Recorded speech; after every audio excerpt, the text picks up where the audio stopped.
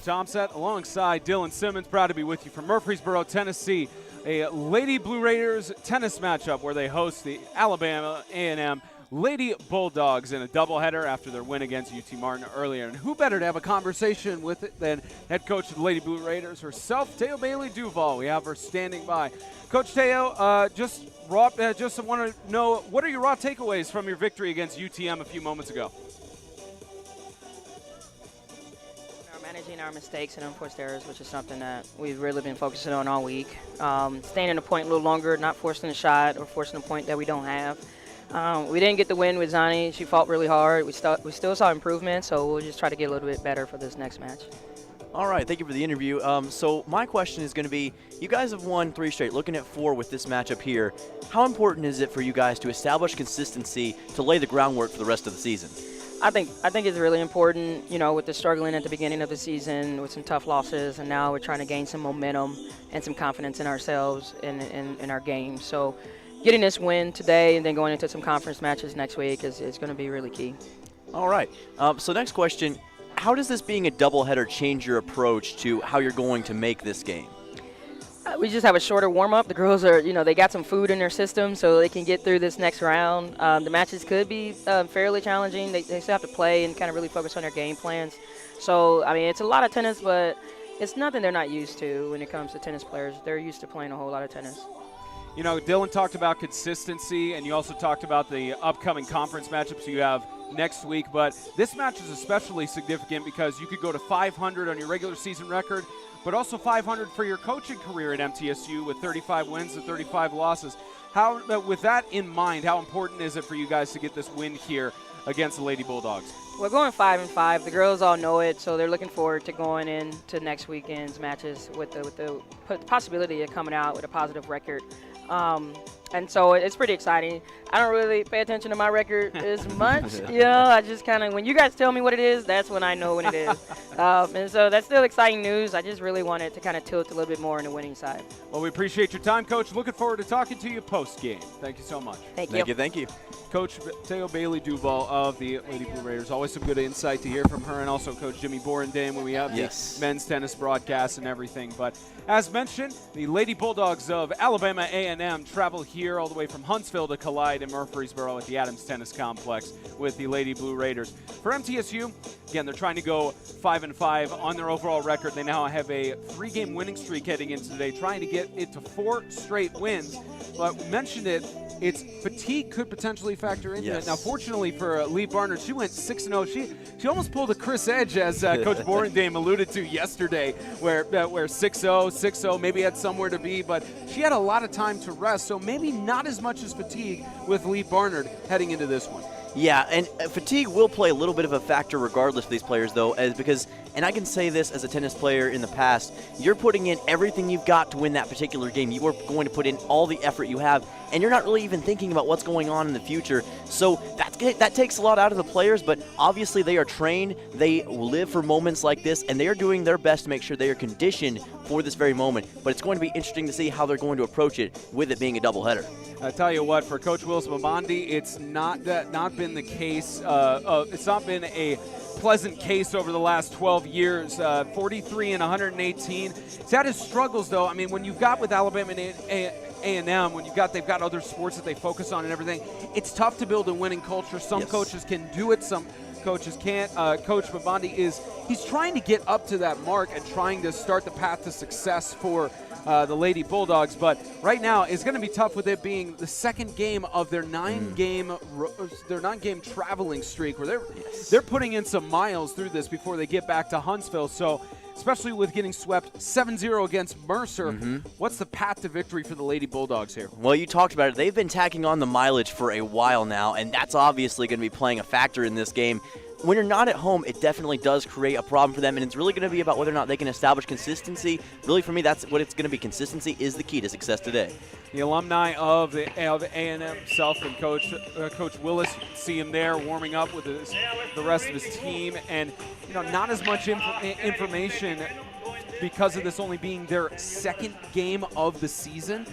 It's been very, very interesting to look at that. It just everybody has a loss in their singles matches, and everyone has a loss in their doubles matches. Nobody has anything credited for at the moment, except for Deha Brown and India Woods. They had their one victory in doubles. Everyone else, losses in doubles, losses in singles. But, of course, that's only through one game so far. But you look at the overall history of this matchup, it's MTSU dominated. 4 straight wins, 2 in Huntsville, 2 here at the Adams Tennis Complex.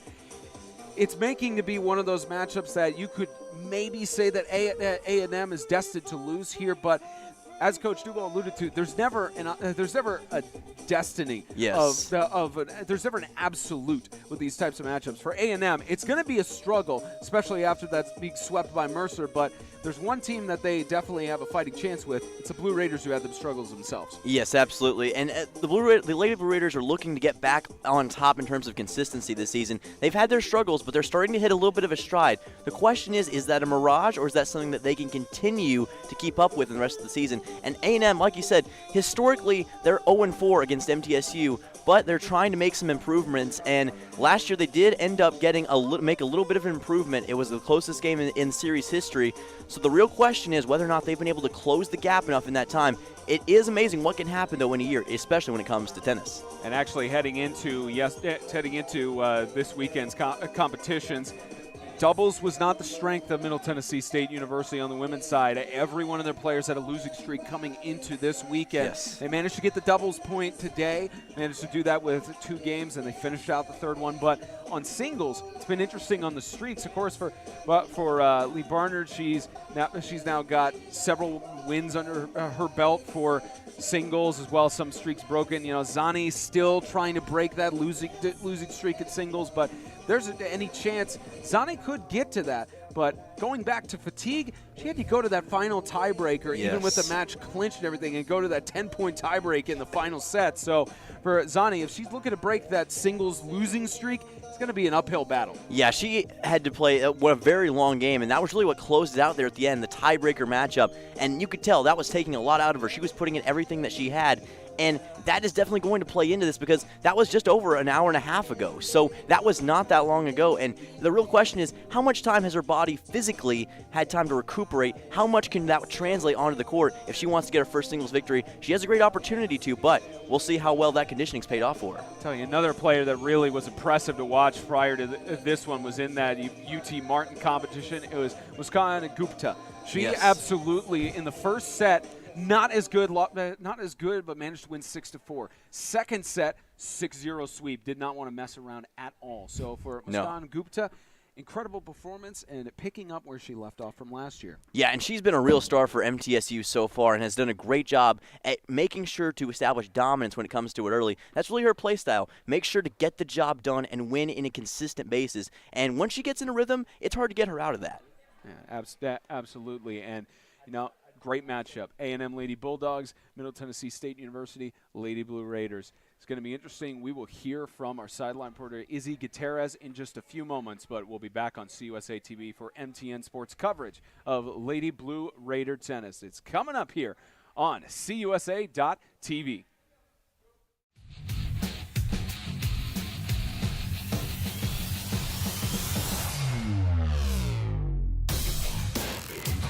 Here at MTN Sports, you could say we're a bit competitive. All right, boys, I got a media pass for the big game this weekend. Who's covering it?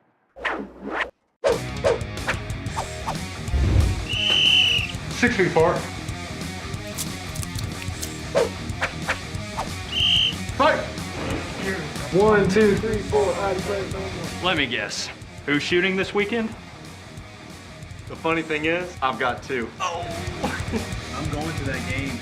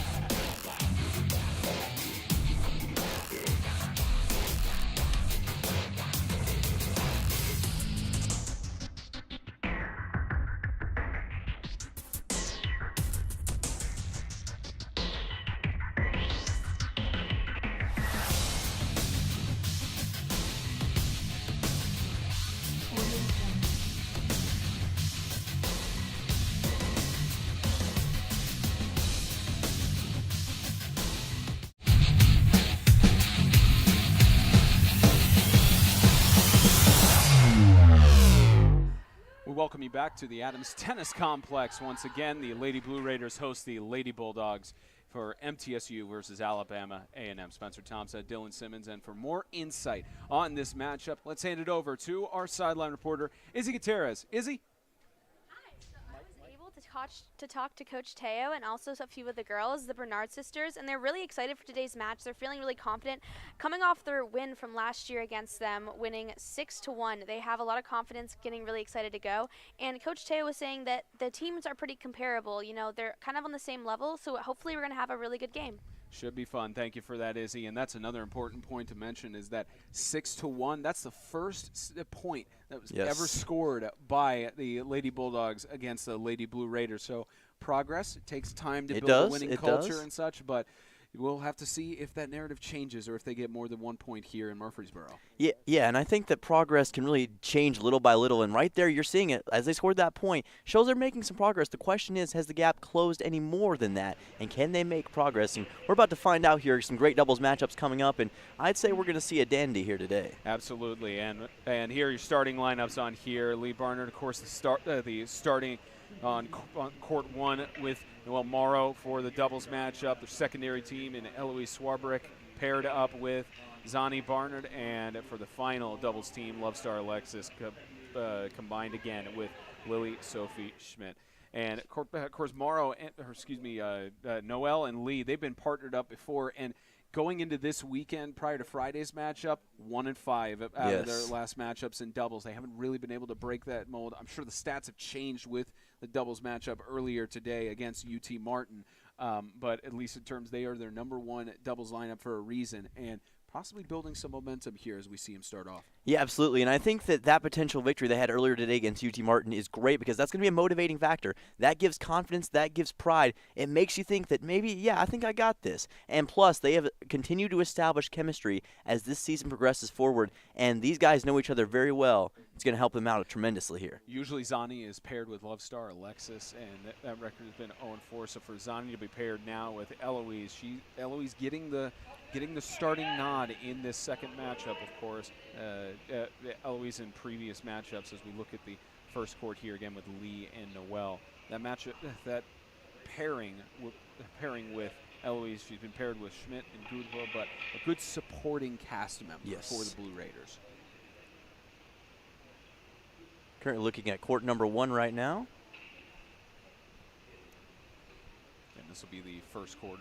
This is marked as Court 1 officially here in the Adams Tennis Complex, and that is where the #1 team is for Lee and Noelle.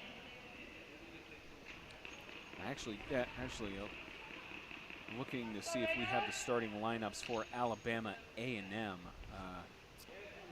See if we can get that information to you in a few moments, but for at least now we know that MTSU. MTSU starting line. Absolutely, and here we go with the first serve, giving the established rhythm early. Here we go. And it starts out. Tennis ball heading into the net there. Good effort by MTSU. And you saw that little drop shot right there by Alabama A&M, trying to get a quick one, but MTSU not phased. They were ready for it that time.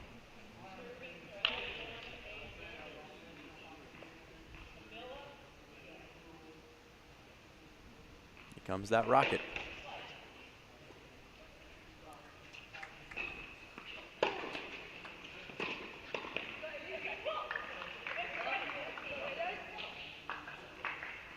See her taking her time, being patient. You don't want to make the wrong decision here.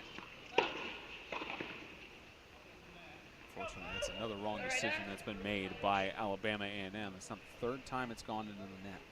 Yeah, the net has not been their friend so far. Right now, MTSU doing a really good job kind of crashing inside early on and making sure that nothing is getting past them. Could pay dividends as this game progresses forward.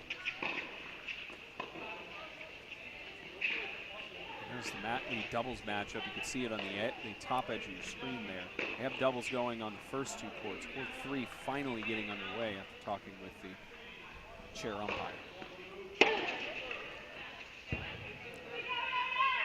Looks like that one might have slid out of bounds. It was very close to the white line, but you kind of see the strategy there early. Trying to target that back line, that baseline, so to speak, You want to make it hard on the opponent, as hard as possible, and kind of make them second guess whether or not they want to hit it.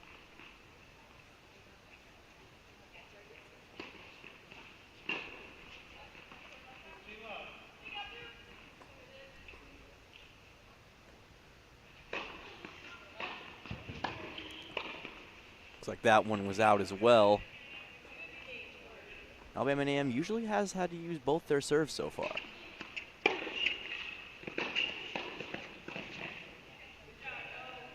another one heads into the net there. Yep, yet another one, and again, that just shows that MTSU is already establishing a rhythm. They're establishing dominance, and in a way that helps you set the tone, set the idea of what you want to do, and that makes the other team play catch up. And then that's exactly the position you want to be in.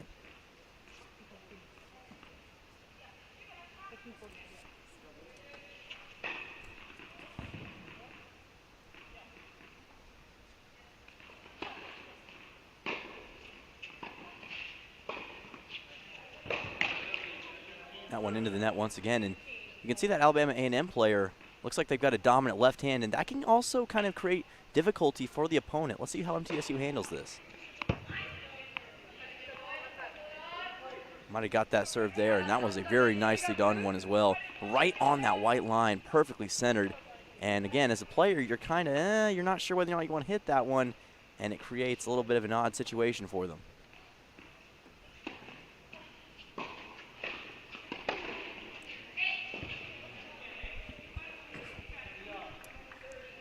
Looking at court one, we do have those starting lineups for you on the Alabama A&M side.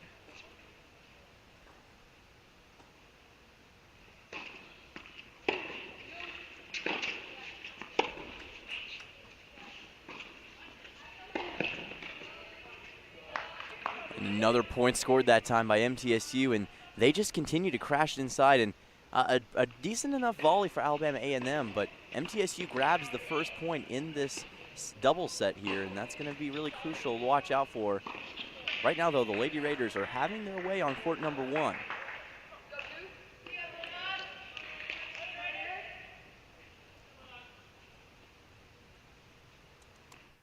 So we do have the starting lineups for you here for the A&M Lady Bulldogs. Court one, Jasmine Boyd and Neha Gair are the starting lineup for the doubles teams. Joined on court two by the teammates Kennedy Ward and Camila Ruiz Diaz, as well as doubles three, Deha Brown and India Woods are the other doubles teams set up for the A&M Lady Bulldogs as we head over to this court number three right court here. Three. Yes. Again, on the first courts 1 and 2 are a break lead here. So only one break lead for MTSU here. So we're looking at the close action with Love Star Alexis paired with Sophie Schmidt.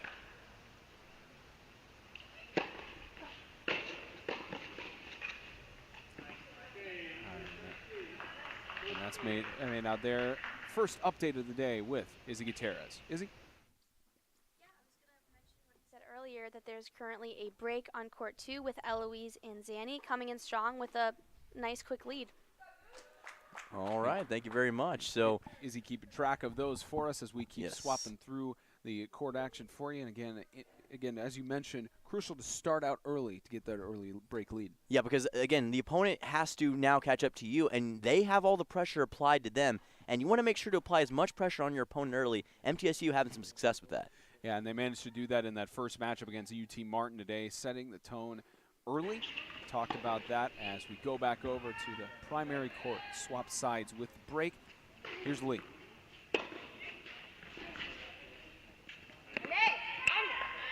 I kind of saw that one float in the air towards the back line. And usually you want to make sure the ball has as little time in the air as possible so the opponent can't hit it. When it gets up in the air and floats around like that, it makes it very hard for the opponent to end up missing it.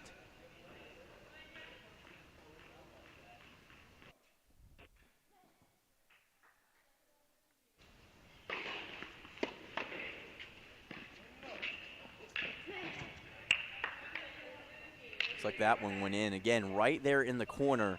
That's a tough spot because, again, your potential angle of hitting the ball is taken away and is reduced by so much. It's very hard. It's like getting the 8-ball in the corner pocket. It's not where you want it to be. So, again, tennis and pool aren't exactly the same game, but you can kind of see the comparison. A lot less space to hit it makes it very tough on the player. One requires a racket, one requires a pool stick. Yes. Good analogy with that.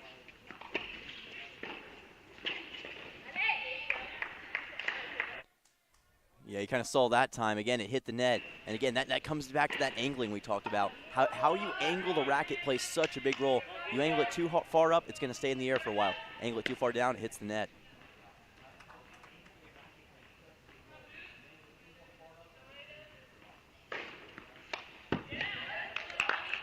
Noel, another good serve. Yes, indeed. And that one was just, again, that one was especially reliant on speed. Just how quick that came out. Players had very little time to react. And when you can't have that reaction time sped up enough, it really makes it hard on the player to hit it back. And at that point, you're pretty much like, oh, well, this one's going to get scored on me.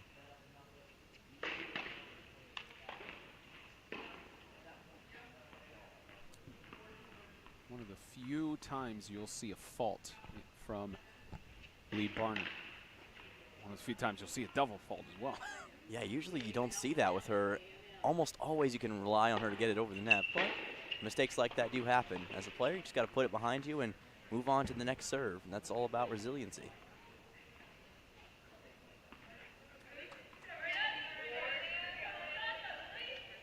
So that's actually the pairing of Eloise and Zani. So it's not often you see that from Zani. You don't see faults like that often from Lee either. Yes. But you know, Zani had her struggles in that singles matchup last competition. Trying to change the narrative here. As MTSU gets the point. Yes, they do. And as this match progresses forward, I want you to watch Zani as well. Watch to see if the fatigue has any factor. Maybe if she moves slower, if it kind of looks like she's a little bit winded. Looks pretty good so far, but that's going to be something to keep an eye on. Could play a huge factor in this one.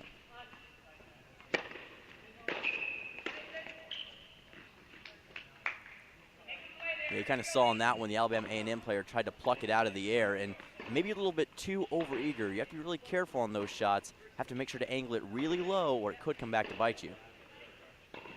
Pairing of Camilla and Kennedy, and actually for Kennedy Ward, this is her first appearance.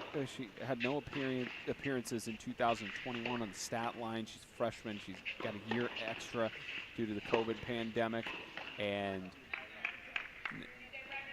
she didn't get any chance to play last year, but making an appearance here, and this is her first time throughout the season as well. Second game, getting the nod there. The only one who's not active today is Zamina. And for the Lady Bulldogs, getting the reps into their roster of 7. Yeah, and again, with it being her first matchup, those are when you get those butterflies as a player. There's a lot of pressure that you put on yourself to succeed. You're out to prove something. You're playing with a chip on your shoulder. You want to make a great first impression.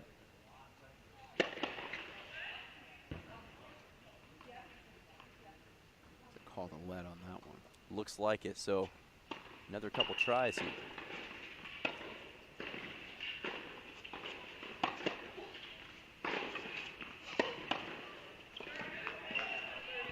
Yeah, you kind of just kind of fluttered out of bounds there, looking for that corner shot, but ended up going too far into the green. So again, Alabama A&M's had some issues with getting those shots to go right in the corner like they would hope for. It's all about consistency, whether or not they can establish the form. As we swap back around, we'll get to see Jasmine and Neha in their competition against Lee and Noel on court 1 for this doubles competition. It's a 2-0 advantage for the Blue Raiders, but up on the serve right now are the Lady Bulldogs.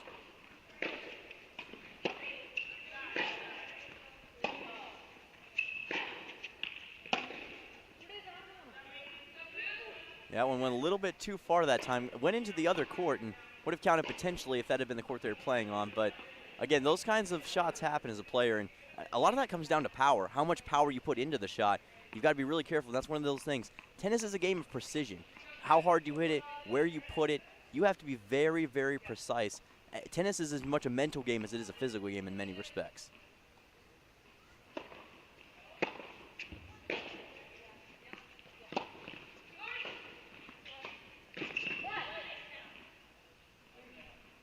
Last-ditch effort to save it there. Really lunged at it, but again, just nothing she could do at that point. At that point, it's too far gone as a player, but even still, it's kind of like a desperation attempt. Even though it may be in vain, you're going to do everything you can as a player there.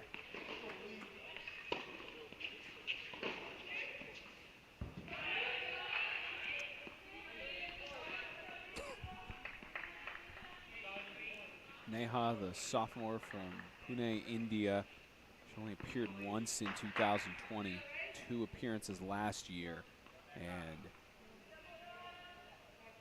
looking for that first win of her career, either in doubles or singles.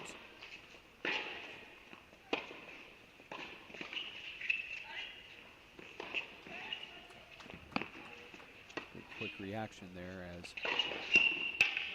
that was really well done right there. You saw how quickly she came after that one, basically sprinted towards it, and again, that's when you have to take advantage as a player. And just got the better of Jasmine Voigt on that one as we take you around the rest of the doubles matches here. We just had action from court 1.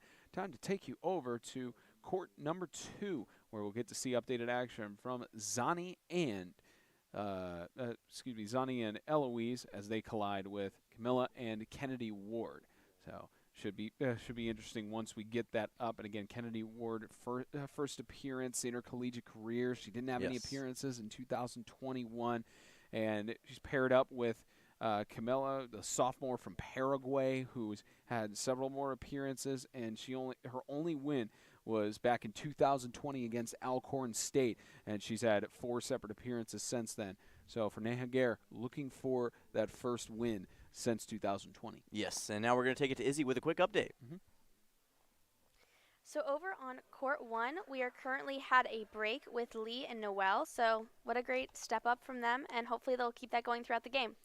As they keep the momentum going here from the Adams Tennis Complex. Again, scores around court 1 has starting to take a commanding lead there on court 1, as that's been the pattern of success for the Blue Raiders, specifically for Lee Barnard. And going into the rest of these double matches, they're a little bit closer right now. Nothing to be too alarmed about, but it's starting to get out of hand in that first set over on court 1. Yeah, and that's already showing. MTSU's found something here earlier. Yesterday I mentioned the secret sauce. MTSU looks like they've already found a rhythm, and when you found a rhythm as a player, you kind of get into that zone, and that's the moment when you can really start to make plays that you want to make, and that usually leads to a victory.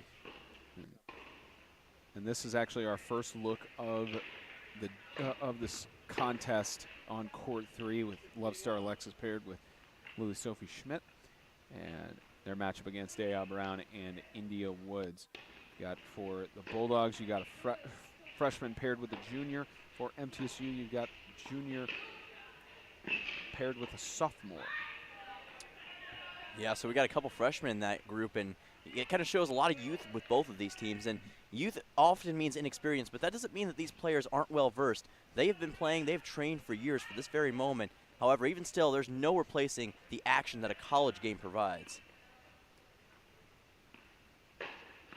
Very junior, senior heavy tennis team for MTSU. For the Bulldogs, they've got 2 juniors. Make that 3 juniors and 2 sophomores, 2 freshmen. No senior leadership on the Bulldogs, at least for this year.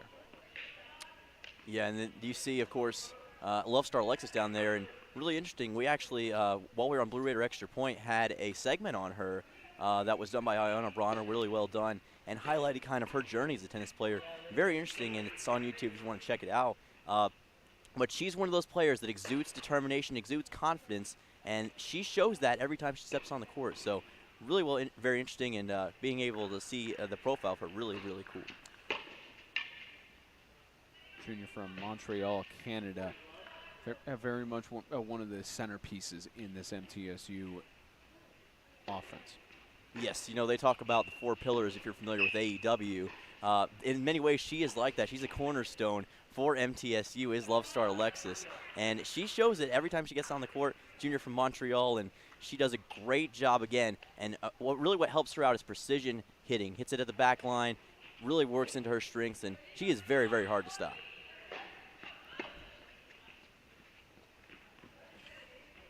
You know, for Love Star, she's been usually paired with Zani, who's the most part her doubles matchup, and she went 0-4 in that pairing.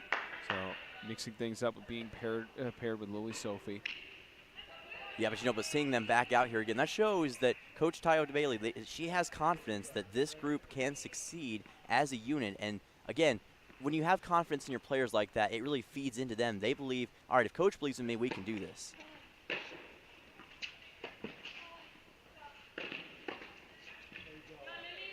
Perfectly done center shot right there.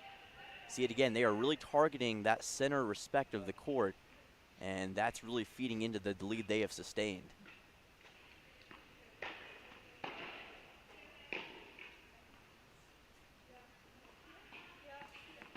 And the dominance continues for Lee as a 4-0 advantage in that first set on court 1 is already there.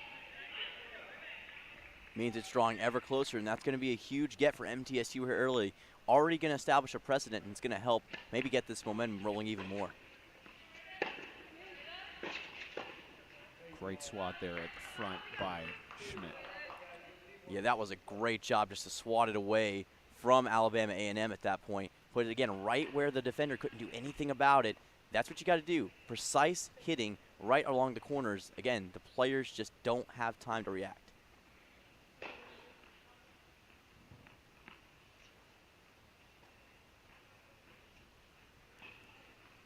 We got our view of court 3 for the first time today, a more extended view as we keep taking you in between each of the doubles courts, and I believe we're going to head to court 2 on this one with the 4-0 advantage for Lee. So we'll head over to see Camilla and Kennedy versus Zani and Eloise.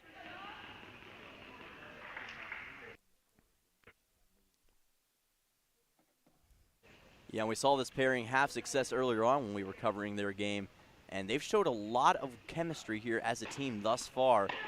Almost like they kind of have a sixth sense of what the other player is going to do. Really feeds into the success they have as a unit.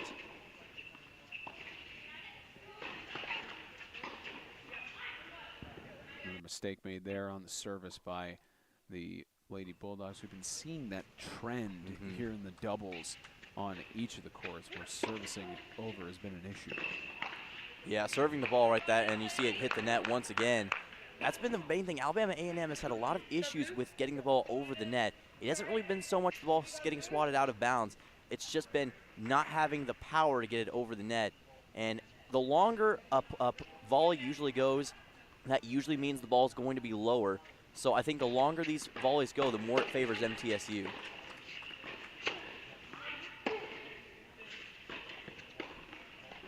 Perfect positioning there. Yeah, you could almost call that one a slam dunk as she kind of just slammed it right down. That's the equivalent in tennis, but it's a great play, and especially as a player, you salivate at those opportunities because you can spike it to a point where it gets so high in the air that the players just can't do anything but just really sit there and watch. It's credit to the freshman from Hawksdale, Australia.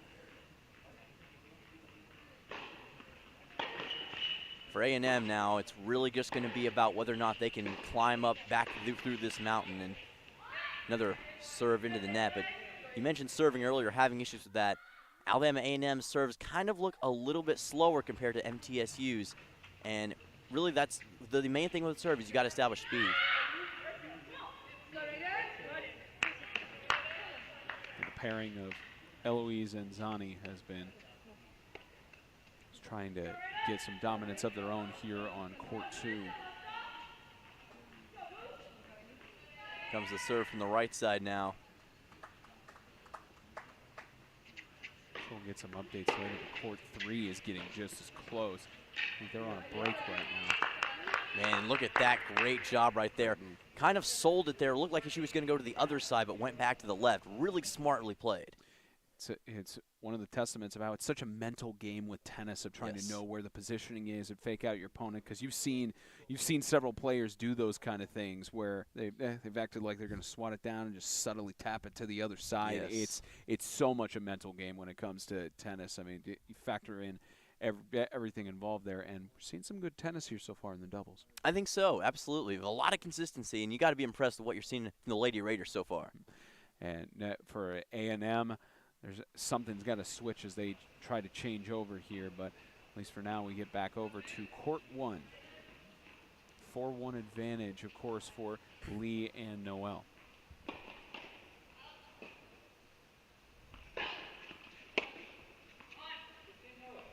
Yeah, and another ball falls flat there. And you mentioned kind of how MTSU's already gotten into a rhythm and established their control of the game. For Alabama A&M, they've got to make sure this avalanche stops. They got to find a way out of the storm, because MTSU has really found something, and really it seems that it's working out really, really well for them. And if A&M cannot make, adjustments are going to be big here as this game progresses forward.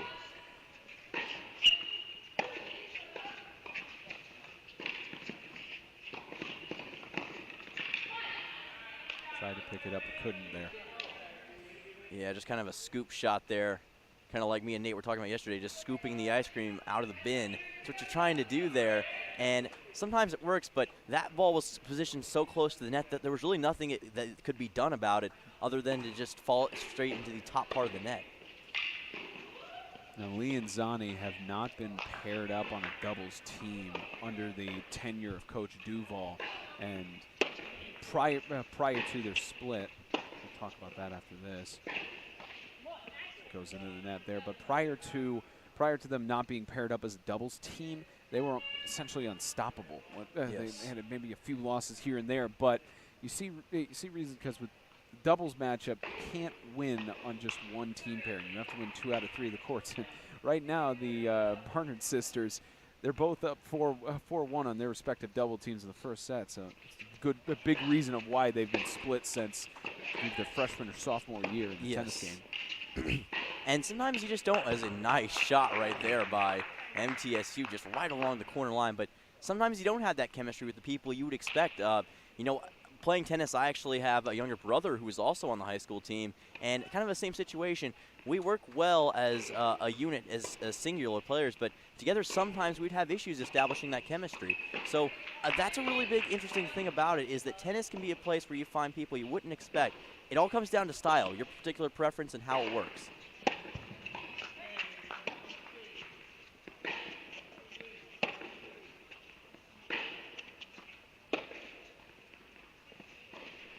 Barely managed to get in there as that one goes wide.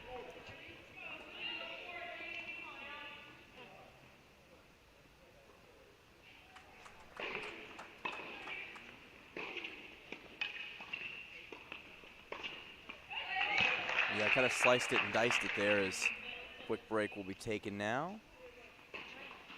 MTSU will get back on the serve on this one.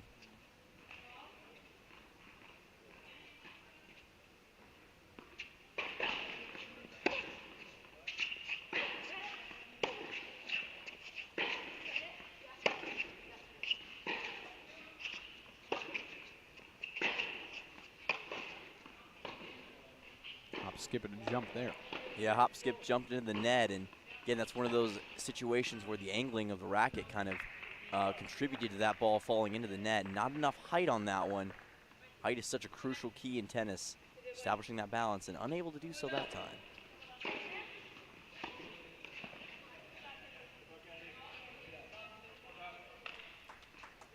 Court 2's already taking the advantage, 5-1. Trying to do that here on Court 1 as that one skips again.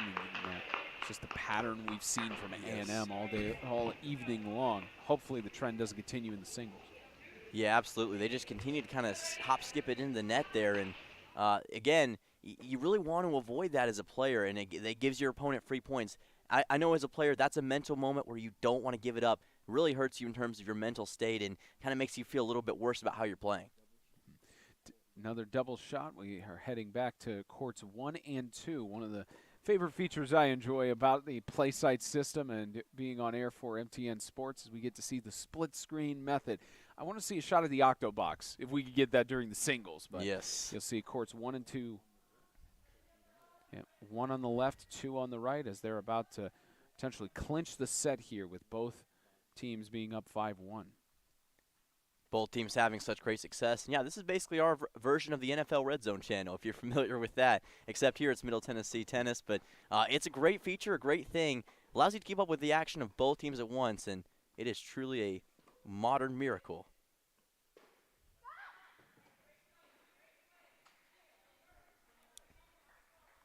Court number 1 there, going to try with the reserve. And again, A&M just continues to give up free points that they cannot afford right now. This is a check that is going to be a lot of money to cash, and A&M might be running out of money in the account. And you saw in court 2 on your right side, MTSU gave away a point there with hitting the ball too high and out.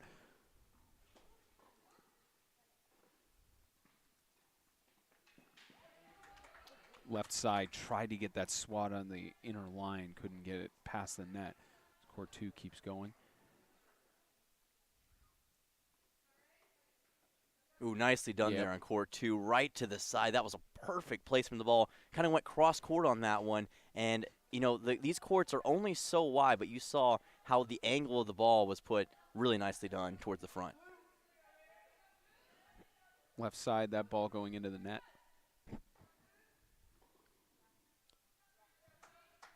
Yes, indeed, and kind of a lull in the action for both sides now. These breaks are the moments as a player where you can kind of regain and recapture your composure. Even with all the adrenaline coming up, you got to make sure to maintain a calm and focused demeanor in order to succeed.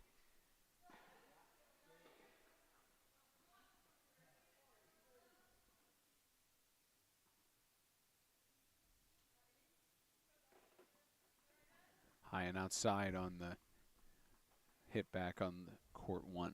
Looks like it might have been the same on court 2 as well. So again, we see that pattern emerging.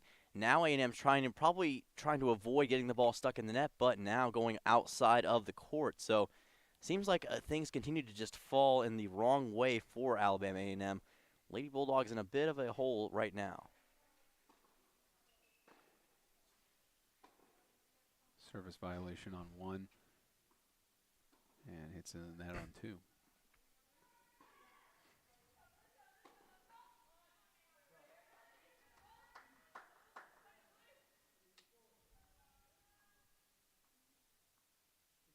Yeah, watching that court 1 right there, you kind of saw the positioning of the players as MTSU gets that point. But they have to back up so much sometimes on those hits.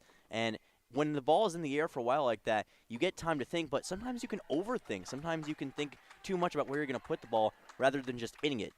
It's kind of like aiming the football as a quarterback when your receiver's so wide open that you want to just hit him in stride, but you got to make sure to just deliver it without thinking about it too much.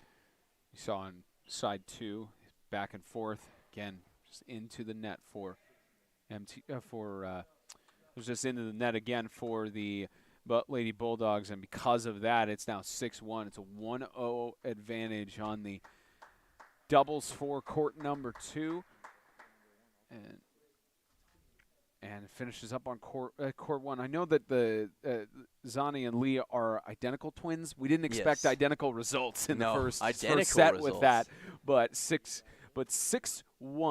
And now we'll get some action over on court 3 as Love Star Alexis is right now they're heading to a break actually. So it gives us some more time to talk about what we saw there. 6-1, 6-1, and now MTSU with that victory.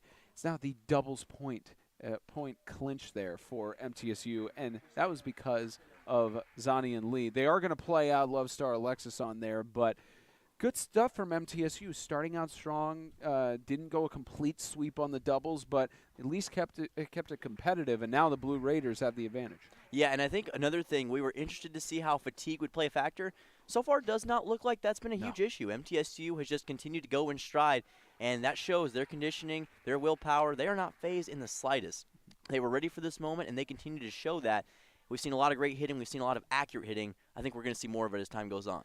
And especially for Zani, the amount of work she had to put in on the last competition, as we're now over here with Love Star and Lily Sophie. against Dea Brown and Indy Woods.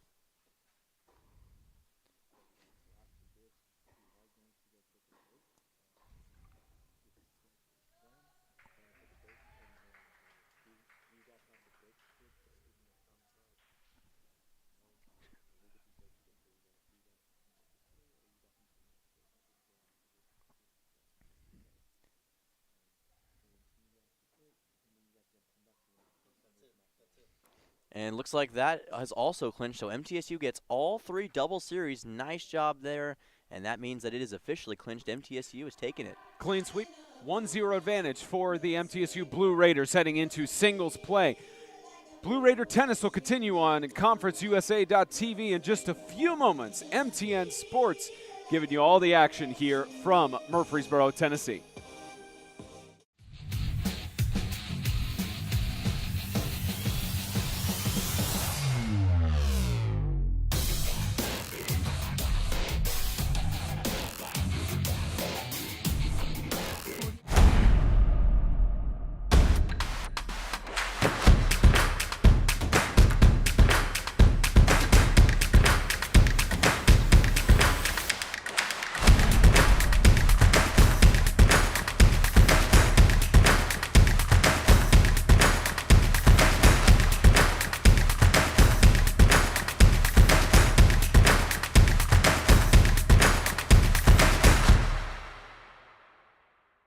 Nothing is more expensive than a missed opportunity that could have changed your life. Maybe you're just graduating high school, or are working and need to earn a degree to advance your career. Or you aspire to be a leader, and a graduate degree can make that happen. Whether you're just starting out or retooling for the future, Middle Tennessee State University can help you get there. MTSU, the University of Opportunities.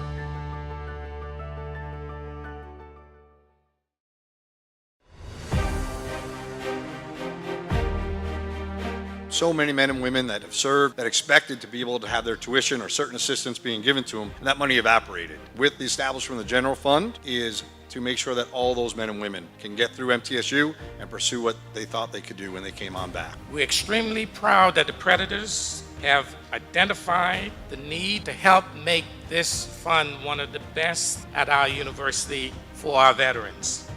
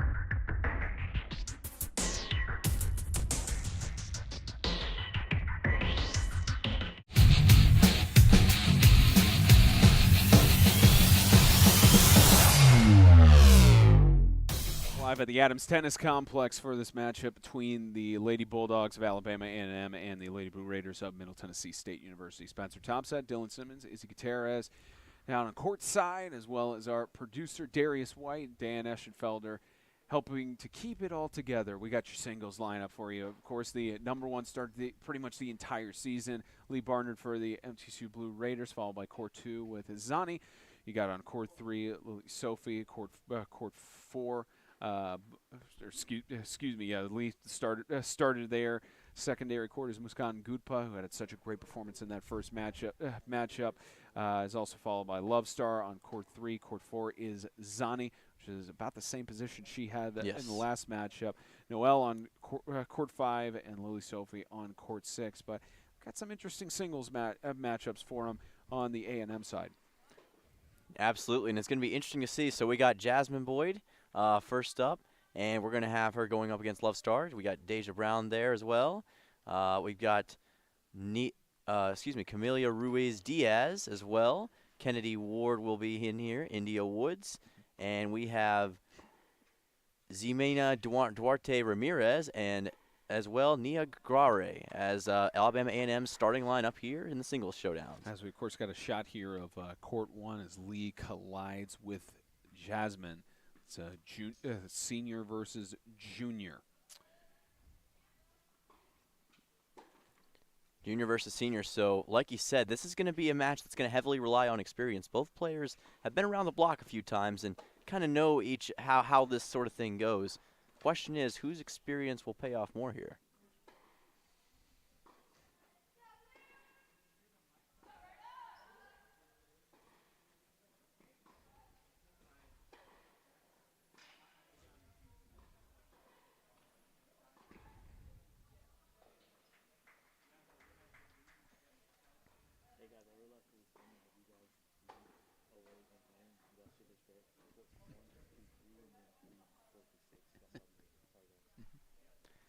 You talk about experience with these two players. You know, Lee, of course, in her extra COVID eligibility year, using that to her advantage. But for Jasmine, she's been number 1 starter in singles since her freshman year. Yes. This is now her 3rd year starting at number 1. But last time she got a win was in 2020. So looking to break that ice potentially here in Murfreesboro. Yeah, trying to make a statement here in Murfreesboro, but Lee is a very, very talented player about to show it here. And as that one looks like flutters out of the way, but I think you may have jinxed it a little bit. Maybe I did. That was maybe a little bit of a jinx. Overall, though, Lee is usually a very consistent player, and you can always rely on her to find a way to put the ball where it needs to be. So Lee is a very, very consistent player that you can always usually find a way to rely on.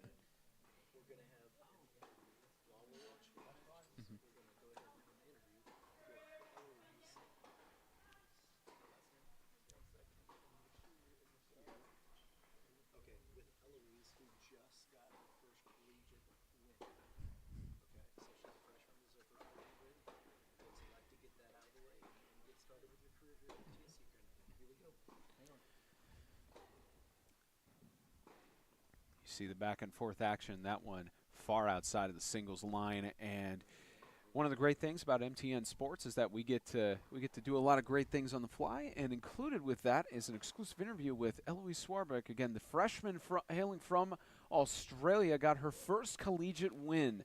And Eloise, it's, you know, there are a lot of accomplishments you could get to, but your first collegiate win, how does it feel to get it here as a Blue Raider? It feels amazing, especially to have a win at home, and we had a massive crowd earlier, so it was really great to have all the support from all the friends and family, and had some Aussie family here, which was nice as well. And yeah, it was just a great experience to play in front of everyone and get the win for MTSU. And especially with tennis being such an international sport, there are plenty of people who hail from different nations to come into not just MTSU but other tennis programs. For those who don't know, how would you describe your journey coming from Hawksdale all the way to the United States and Tennessee?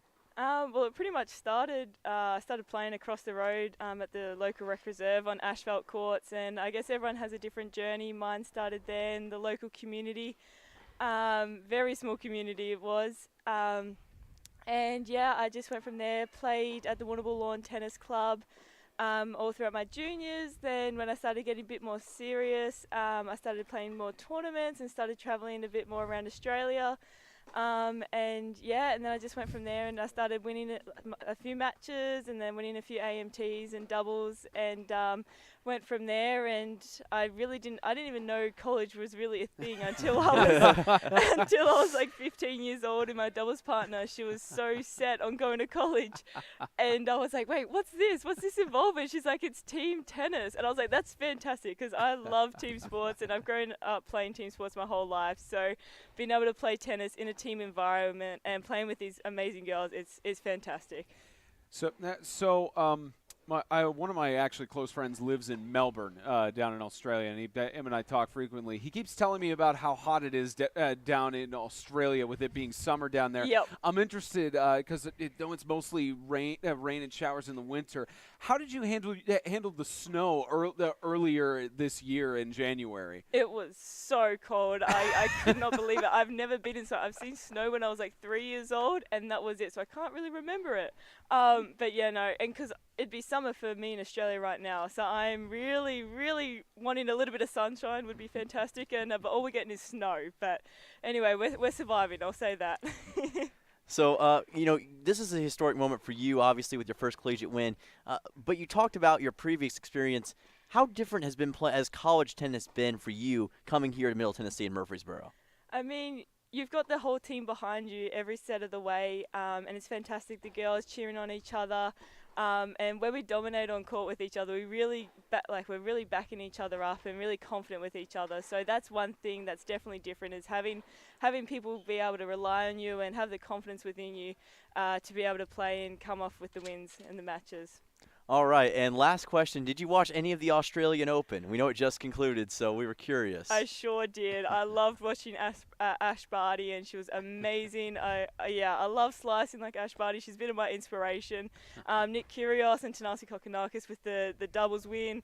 We had a fair few Aussie, Jamie Fawless, in the mixed doubles final as well. So we really, really clutched the doubles and in the singles in the Australian Open. We're very proud Aussies. Well, congratulations on your first collegiate victory, Eloise. We appreciate the time, and best of luck to you on the rest of the season. Thank you very much. Congratulations. Yeah, and fantastic stuff as Yeah, we head great over stuff. to court number 2. Always good to get some insider perspectives, and it's a thank you to Coach Duval as well as Coach Boren Dame for letting us talk to several of their players throughout the time. As looks like we will hear from Izzy Gutierrez in a moment, but let's check in on court 2 with Gutpa and Camila Ruse.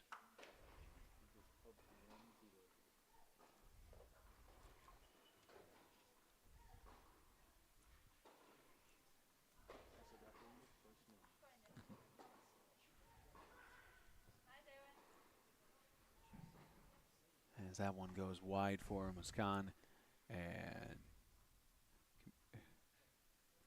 that's a junior versus sophomore here on court 2. 1 year difference there, so pretty similar levels of experience as well. And we're going to see a serve here. Goes wide. Looks like that one was a missed serve, so here comes the second one.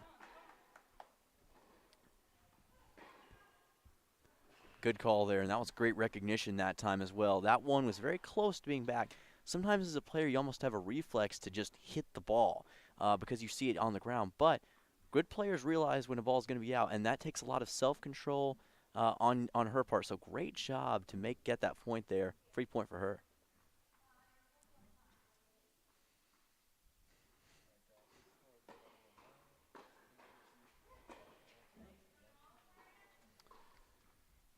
Again, as we keep bouncing around between these courts, right now the Blue Raiders lead 1-0 on each of the courts.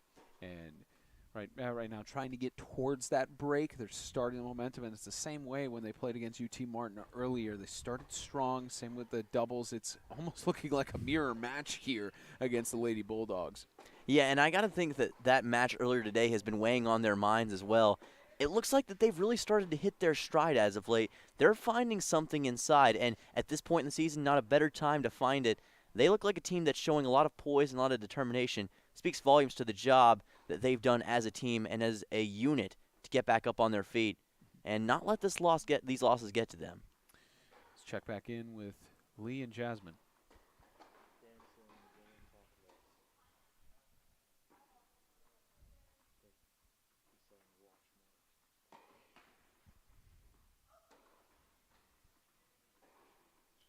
high up and wide. Yes, indeed. And again, we talked about her having a left-handed serve earlier. Could pose problems here.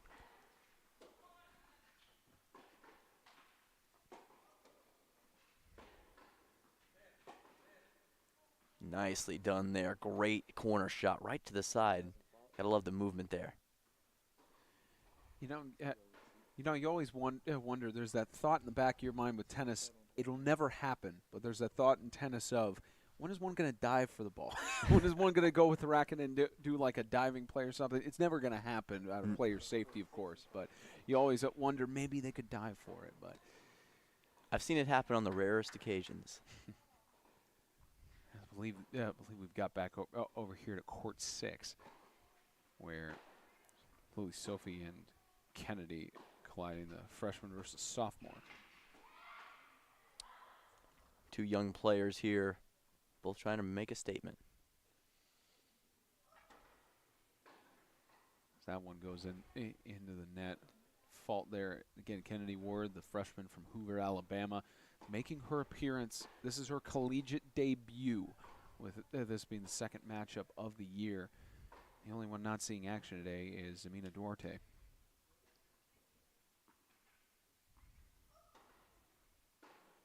What a great volley that was. Side-armed it, threw it right towards the corner, and that was a perfectly shot ball. Again, for MTSU, they had a 4-game losing streak going into not just this weekend. 4 losses, then a win, then Friday and today potentially another win. So 4 losses, potentially getting to 4 wins to make it a 5-5 record on the season. Especially as Coach Duval mentioned pre-matchup, they got a lot of Conference USA games coming up in the next few weeks. So motivation. The morale, they're trying to get it high here as we head over to, looks like court 4. Yes, indeed, and it goes into the net that time as well. But you talked about it. Those Conference USA matchups are going to be crucial here coming up soon. That's when rubber meets the road. That's when, as a team, you really want to start striving to get that conference championship. Not to say that these games are discredited, but they're almost like testing tune-up for those real conference games that are going to be crucial for this team. Zani on court 4, same position as UT Martin game earlier.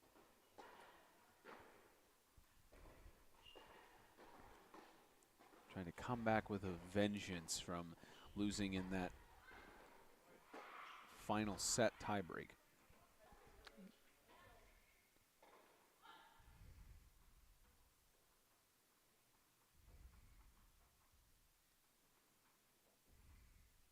Couldn't get it there. Yeah, I kind of tried to sidearm it there, go across the net.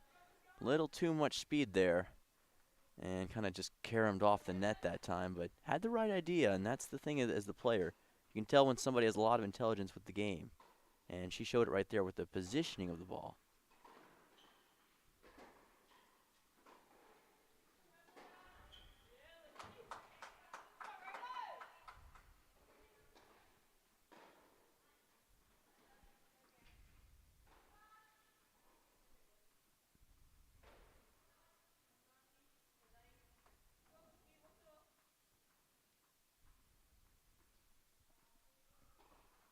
What an effort by Zani there to keep it in play, especially if the ball's going to the corners and having to go back and forth and back and forth. Great effort by Zani, and results in a break there. Yes, and with the speed of the ball that time, you'd think we were watching the Clash at Daytona because of how fast it was going. But, yeah, you're really starting to see the speed pick up, the tempo pick up for MTSU, and that's when you really start to get into the groove. When the ball's going faster, it really favors you, and it looks like they are establishing that control.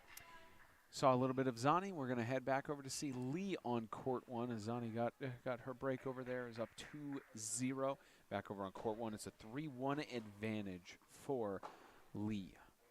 Yeah, and really quick before this serve, I want you to look at how far back she's standing here. You got to be careful with positioning, and she's doing exactly what she wants to do, not let the ball get past her.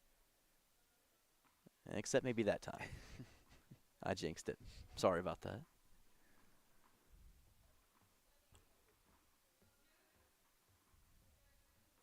Looks like that was let there, so she'll get one last chance.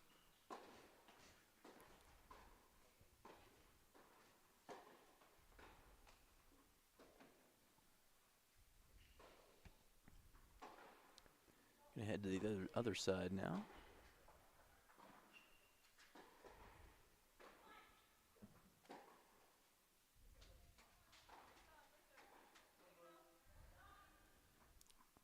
Ooh, looks like that one was just a little bit out of bounds there. Kind of tried to fit it towards that white line, but this isn't the doubles matchups and ended up going out of bounds. You know, for Lee, 2021, she only had one match where she was not the #1 choice last season, 13 and 16 in singles.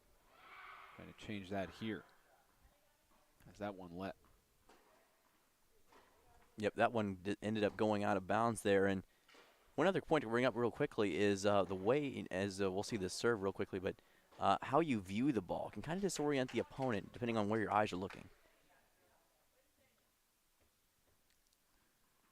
As that ball goes into the net. But to follow up, basically what I'm describing is, as a player, you're looking at the ball, and sometimes you stare it down so much that the other player can tell what you're trying to do. And if you can look elsewhere from where you're actually going to position the ball, really can disorient the opponent, take them out of their game. It's almost like a no-look pass in the NBA football. Same kind of context here in tennis.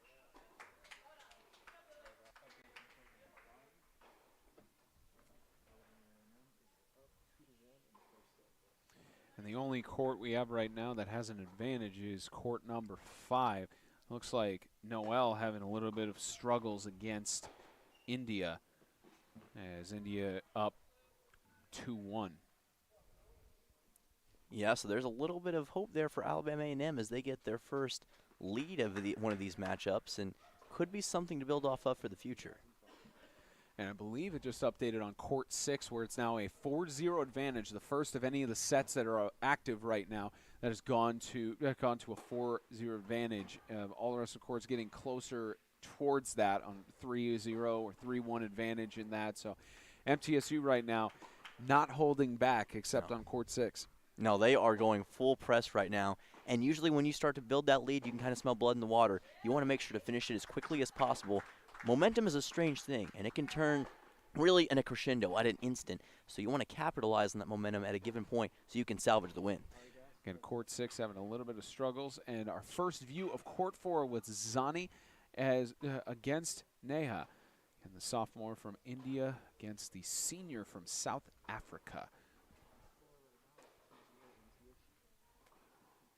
Zani with a 2-0 advantage.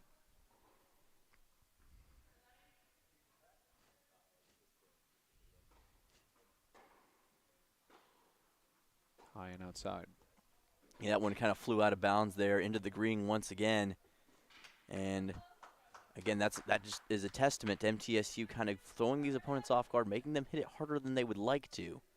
Really helps you out as a player when you can watch the opponents throw it out of bounds.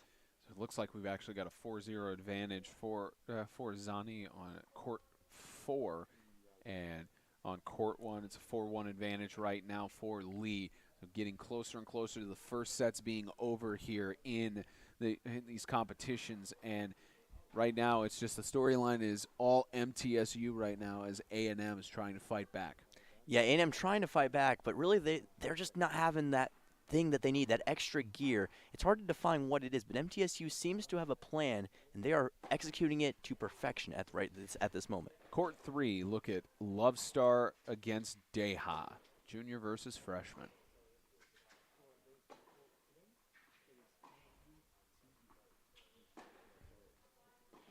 Again, Love Star leading 2-0 here. It was one of the matchups that I think it was the second to last matchup in that UT Martin competition earlier today that finished second to last one that finished in the second set.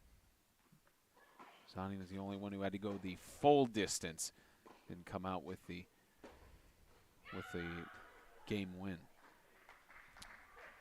Yeah, and tennis is a sport that relies a lot on running. You see these players, they go dash back and forth.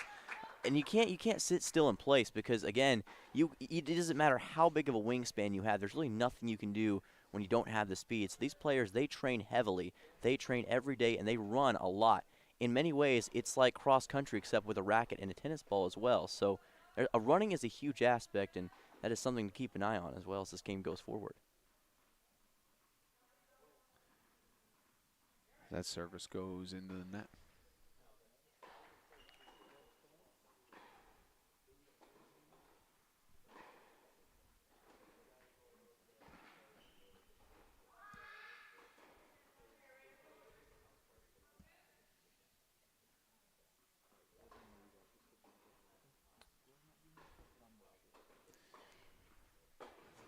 So again, Love Star pointing a little bit at the official there, just making sure that everything's all right.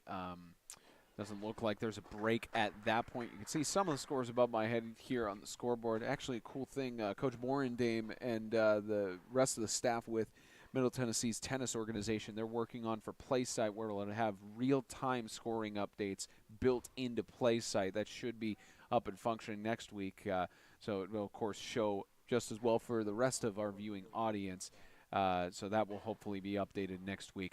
Let's head back over to Lee and Jasmine on court 1.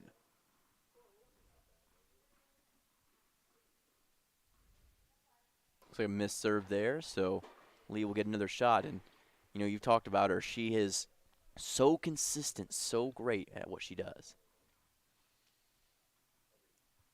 Just proved it again right there. And you kind of saw how she stood still there. She couldn't do anything but watch the ball go by. It's recognition of a great player. When you can make your opponent sit still like they're on a fake spike play, that is the sign of somebody who's really found an extra gear, something that's going to work. Yeah, Coach Willis trying to help Jasmine get in the right mindset to get back into this one. One of the unique aspects of tennis is that really coaches are right there along the sideline. You get some of that in other sports, but really not this up close and personal. So it's really interesting to see the coach be right there up against the sideline. Creates a different atmosphere and maybe changes the player's perspective, so to speak. You see that in other sports where they're, of course, on the sideline and such. But, you know, basketball, they're a little bit distant. Football, they're sometimes way more distant. But in tennis, it's just more controlled, as Gudpa tried to fight there. I believe that one went into the net. Hard to see from the angle on PlaySite, but yeah, it looked like it went into the net there. You kind of saw the scoop shot there that time. Really nicely done again as well. Those are so hard to do because it's so hard to control the ball and where it's going to go when you're trying to scoop it up like that. It can go really high into the air, but really nicely done to control that and get the point. Muscan set to try and serve it over. It looks like it's 5-0 on court 6. Lily Sophie with the advantage over Kennedy, and 5-1 here. 5-1 on court 1, advantage for Lee over Jasmine.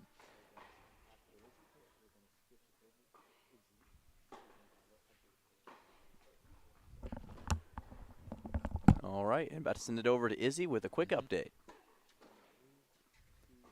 What you got for us, Izzy? So over on court 2, Muskan just had a break, and she is now up 5-2, and she is serving for the first set. And again, Muskan, we talked a lot about the incredible skill that she has been for this MTSU tennis program, and you know this year, and as you see, you're going back to her. She's had a little bit of a rough stint. We'll talk about that. Yeah, and players, as we'll get back to this action real quickly here.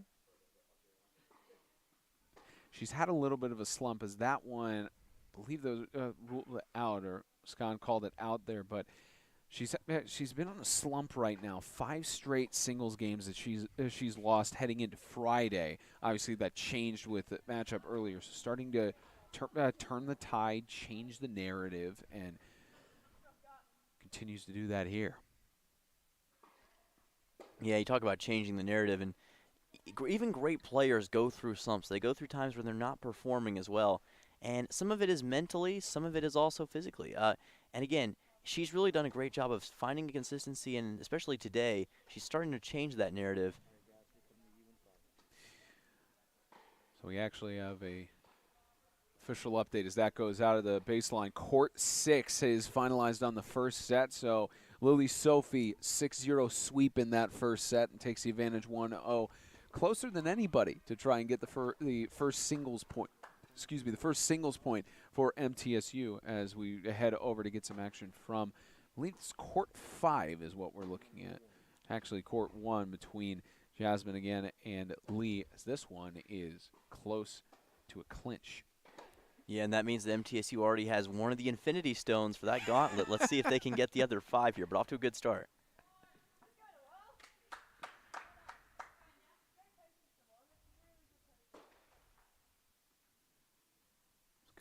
Good play there by Lee. Might make that one time in my broadcasting career that someone's pulled an Avengers reference.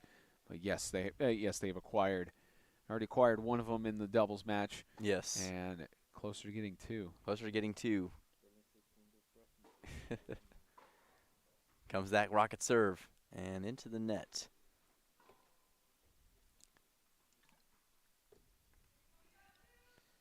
And another thing to bring up also as a player, you know, I don't know, people may not consider this as much, but there's a particular pose or like a way you do things.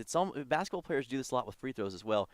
I've noticed a lot while watching players, they will do things in a specific way. They'll bounce it a number of times. They'll stay in a particular place. It's just a way to establish comfort, so to speak. Or superstition. Another good word for that. As that goes on the outside. Outside, looks like we got another update from Izzy. What's the latest? So again, back on court 2, Muscan actually got broken back, unfortunately, and their score is now 5-2, and Alabama A&M is now serving. Alabama A&M, they're starting to get some trends, looking like they could potentially come back here, but MTSU at least, again, that's why they take the early leads in these sets and in the single play, is so that they don't have to play catch-up like A&M is right now. Yeah, A&M currently playing catch-up, but the best way to find a way back into a game is to not entirely give up, to kind of stick around. And if the other opponent starts to trip up, starts to make a mistake, you can kind of find your way into that slot. So if A&M sticks around, good things could start to happen.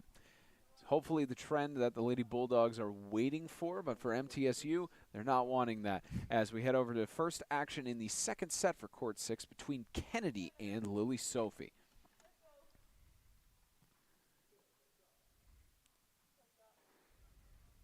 The other interesting thing you see about this is that last match on all the chairs had umpires. We're not seeing that in this matchup. Yeah, it's an interesting difference between the two. Hard to say exactly why the difference is in this one, but I will say doubles matches can be a little bit more tricky to keep up with in terms of the players, the bodies in the area. Can be harder to spot where the ball is, and could be a potential for more controversy. I guess twice as much with twice as many players. So got to make sure everything stays where it needs to be. At least the way they have it laid out, they at least have one coach, one umpire per singles game. Has that one wide. Yeah, a little bit wide left that time. And unfortunately not able to get it there, as we'll go back up here. But I think you're seeing it right now. MTSU just continues to find a way. They're really establishing that momentum here. Yeah, they're trying to go with that as, again, we go to the star in Lee trying to fight against Jasmine here. Trying to clinch that first set win. She dropped one of her breaks, now 5-2. Yeah, hit the clutch there, and that was a really nicely placed shot that time, going right against the box, right on that white line. Again, it's a game of inches in a lot of cases, and it can be a few inches that decide whether or not you get the ball in or out. So, I've mentioned it and kind of beating a dead horse here, but tennis is very much a game of precision. And as that hits the net, we can tell you that Zani has clinched the first set over Neha. So now 6-0 in that one. Two games here in this match are closer to clinching 2 points for MTSU to take them up 3-0 total in the match. But good effort by Zani to just start out strong, and similar to what she did in her matchup against UT Martin.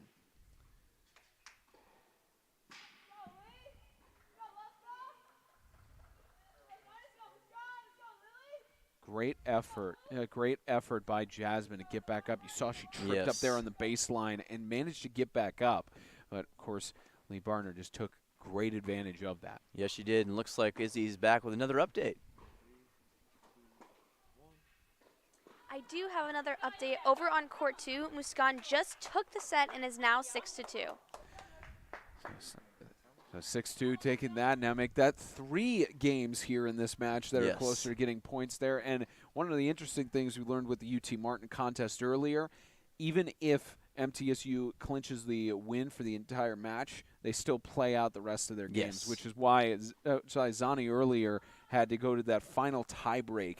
And now with court 1, that also went final. So make that 4 out of the 6 that are heading to the second set, and MTSU is leading in all of them. Yeah, they're looking like they're in the perfect position, right where you want to be, up with these sets, and now they smell blood in the water. They can see that everything's laid out there in front of them. All MTSU has to deliver is victory. So let's see if they can do it. There's Love Star and Deha here on court 3, which this is the advantage 4-1. It's a lot more distance to get to that closure on the first set for Love Star or Deha. And about the same situation on court 5, but it's flipped in favor of Alabama A&M. Let's get India on court 5 leading over Noel. So that serve going in the net. And, you know, I think some teams maybe prefer to play from behind. I think MTSU is one of those teams that plays better when they're ahead. They like it, I think, and find it comfortable when they don't have to have as much pressure on themselves. Some people feel more pressure when they have a lead, but I think the Lady Raiders are one of those teams that prefer being in this position. And obviously it makes sense you want to be on top, but MTSU really plays well with it.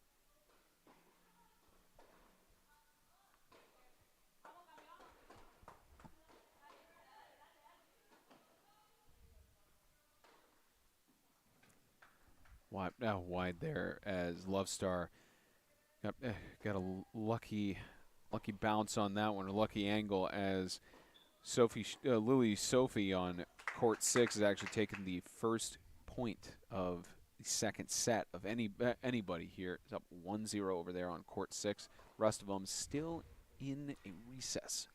Yeah, looks like that one's running at John 4 speed, so right now we're seeing that one go pretty quickly.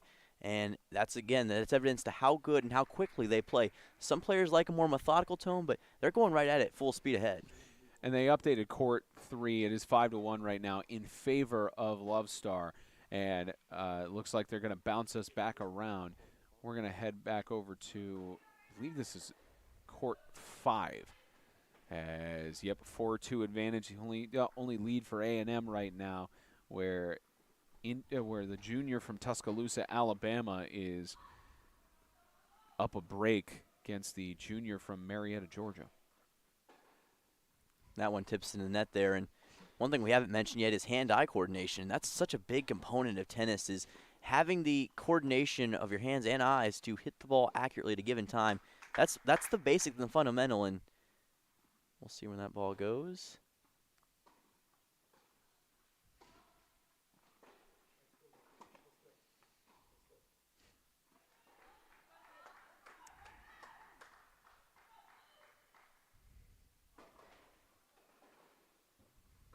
That one far out and wide. And I think this is one of the few matchups you'll ever see where it is Alabama versus Georgia, not in a football game. Yes, yes. One from Tuscaloosa, one from Marietta, and now with what you saw there, they're going to bounce us around to some other court action. And looks like we're going to head over to court 3 and see Deha and Love Star again, as that is getting closer and closer to the first set being clinched by Love Star. Yes, indeed. Love Star has managed to find her way back into it. It was looking close there for a while, but Love Star is proving that she is a star here once again with a great set here. Chance to, again, help her team out even more and make this victory even more convincing.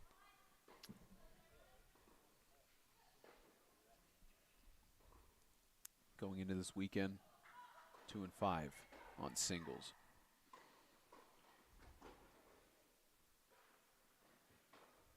Looks like that one just sliced in. Very well done there on the placement.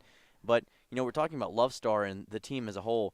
You want everybody to win. You don't want to have anybody left behind. Of course, you want to take the victory. Obviously, that's the #1 priority. But you want to have everybody get a victory and do it in convincing fashion. You don't want somebody to feel left out in this scenario. So really good to see MTSU, for the most part, controlling that narrative. And she just clinched that first set in convincing fashion, 6-1 as they go to the break there. See if we can get you some action from the second set, or potentially over on one of the courts that's still in the first set, 4-3, as you could see up above here. Make sure I'm angled there. Yep, 4-3 as we're heading to the second. There's a second break over on court 5, which we're going to take you to as India collides here with Noel. That battle just going back and forth between those two. Yeah, that is a real clash of the Titans right now as they're both going at it blow for blow like two heavyweight boxers going into it. Really, really fun matchup to watch. But the question is, who can land the biggest blow? We're actually going to show you, looks like court 1. And, yeah, we get action back between Lee and Yasmin. And this is first action, this is the in-progress action, I believe, for the second set.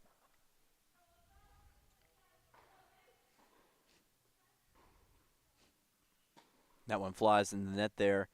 We've been following Lee's Odyssey for a while now, and she continues to find a way to hold serve, hold advantage. Much like a lot of the rest of the team, she's been playing from the front here most of the day, kind of playing with an advantage. There are both good things and bad things about that, but Lee's got that composure and that mindset as a player to where I don't think it affects her much to be out front. She's only focused on the task at hand, that's beating the player.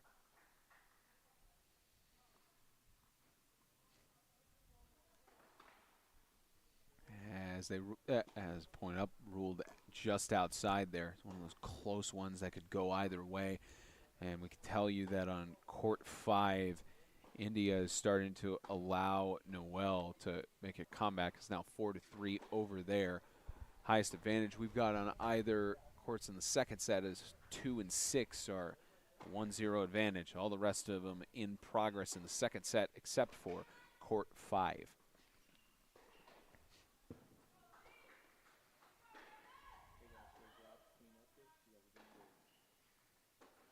Oh, very nicely done right there. She just spiked it right to the back, and that's what you want to do. You know, the tennis court only has so much space, and if the player is playing up front there, you want to angle it back behind them where there's really nothing they can do but play catch-up.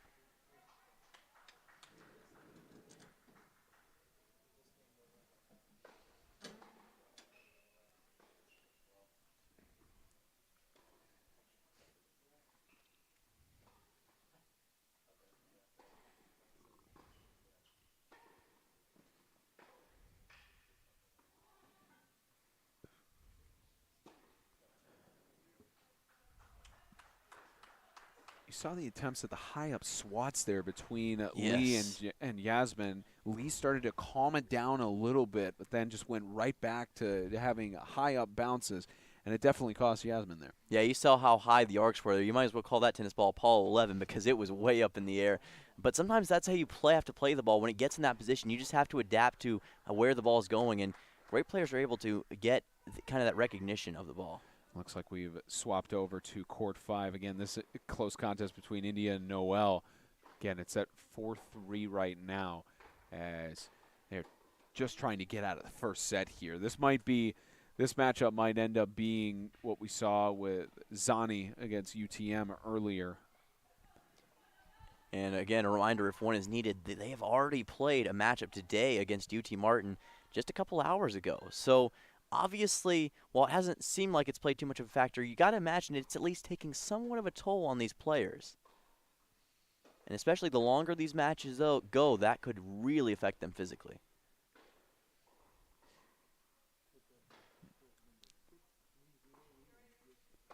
And court 6 again. We talked about how Lily Sophie was just coming out swinging against Kennedy. She's already up 3-0.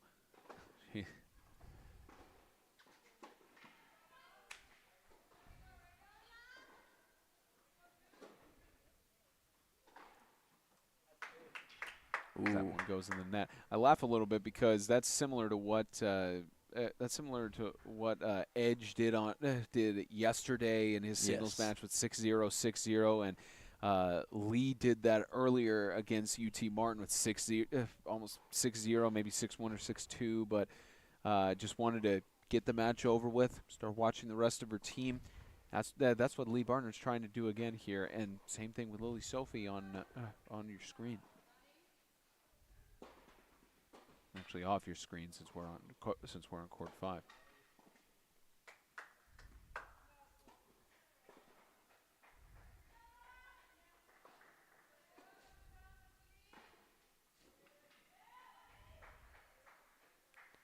Ooh, just off the net again, and you're kind of starting to see those backhands. That's one thing to keep an eye on. Backhands have been struggling with her just a little bit. That's now 2 points in a row that have kind of been affected by that. Backhand is a lot harder, I can personally attest, as a player to get. Forehand, of course, you're dominant. You're thinking you can just swing at it with your full power. Backhand, you got to put both arms into it, full strength, and sometimes even that's not enough.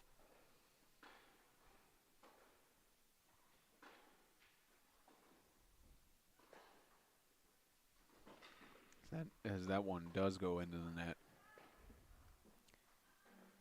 And Noelle, 3 times. She was champion in high school. It was for Walton High School. Yeah, and you saw a little bit of the frustration that time by her as she kind of wishes she could have that one back, just kind of fluttered out of bounds. Sometimes the ball doesn't bounce where you want it to go. It just kind of goes away from your intended spot, and you really can't explain why. Sure, she was thinking that there, but again, you can't let emotions get the better of you. You just got to maintain that calm composure. Emotion can really affect how you play a game. Some play better angry, but usually you want to avoid that if at all possible. And Noelle has been in these clutch situations before. Earlier with Walton High School, Georgia State champion 3 times throughout her career there. Now a junior here for MTSU.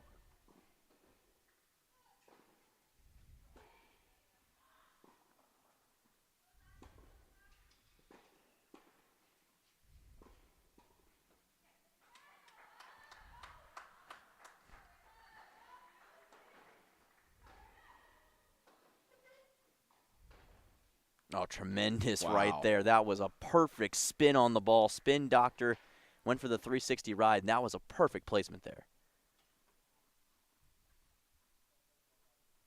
And that's not an easy thing to do. That's a big risk as a player because you don't know if it's going to spin the exact way you want it to. You don't know if it's going to be placed in the right way.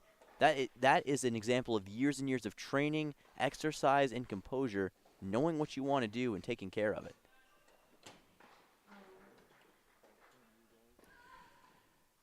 Not a whole lot of updates on the set scores across the entire match that we're covering right now. It's still 3-4 over on court 5. A lot of these are still 1-0 in the second set.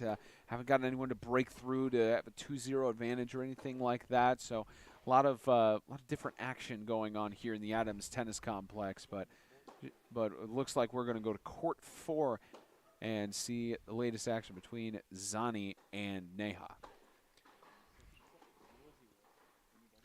Second set 0-0 at the moment.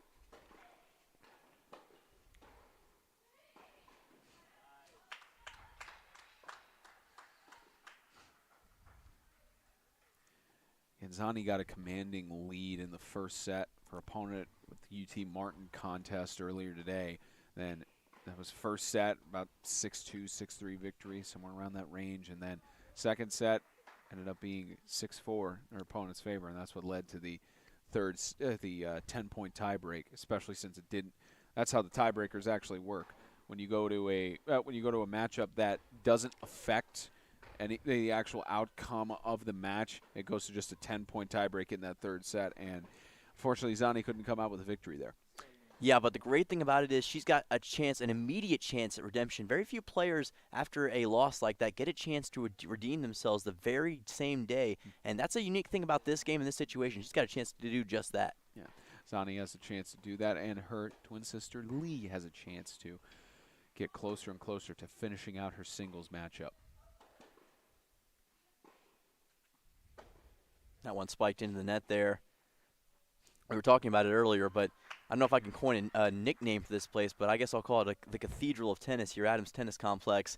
And it never has a shortage for action. There's always something great about it. And another great thing about tennis is that there's multiple games going on at once. Very few sports do you get that sort of experience. And I think that's one of the unique aspects and one of the reasons why it's so great to be here on a daily basis. As you nicknamed it, the Cathedral of Tennis is going to host the Conference USA Women's Tennis Tournament later in April. So about 2 months away from now. The Blue Raiders trying to vie for a spot, and it's especially important because they're hosting the tournament, especially important for next week for them to try and get those CUSA wins next week. Well, there's no place like home, and being here, having the Conference USA tournament is so important. Going to be great for them, potential huge advantage. As we take you back over, Lily Sophie right now up on Kennedy 5-0, trying to clinch and do essentially what Lee did and take a 6-0, 6-0, as she's got a stronghold right now over Kennedy.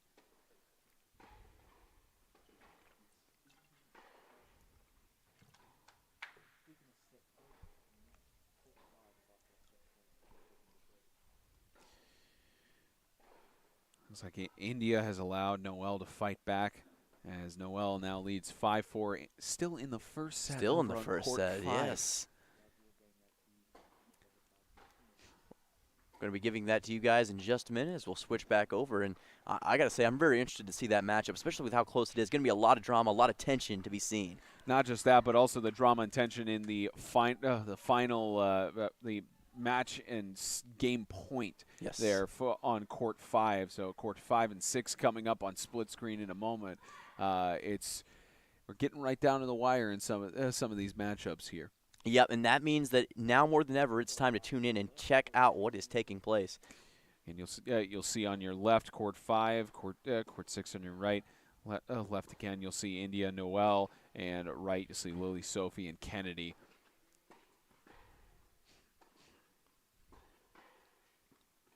Again, court 5 just trying to get out of the first set. Yeah, very wild just how long that game's been progressing forward. But that is a sign of evenly matched opponents. Neither one can quite conquer the other.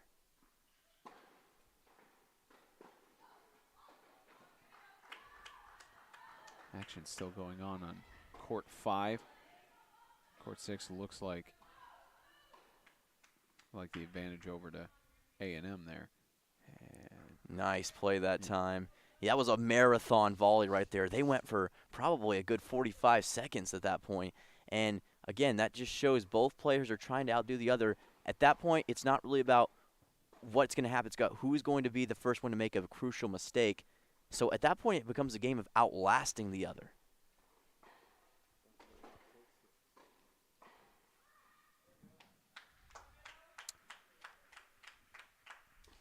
Court 6 over there. Looks like that one might have just fluttered out. So second serve coming up. Lily Sophie trying to shut it out here as that one goes wide, and I believe that is it. Yeah, Lily Sophie Schmidt, the first to clinch, and what a surprise to have the player on court 6 clinch the first singles point for MTSU, up 2-0. Yeah, but again, that just shows she was determined. She had a purpose, and you could tell all day she had a fire in her eye when it came to this game, and she showed it there. Big win for her, and that's a big step for MTSU on their goal to getting this point. She had 2 singles losses going into this weekend's competitions, and on the upward trend with the victory there. As again, we bounce you around to several other places around here, and we take you. This is now, I believe, court 5 is what we're looking at. It's Noelle colliding with India again. We mentioned still not out of the first set yet. It's a 5-4 advantage for Noelle. It looked like there was some hope for A&M. As gets service back.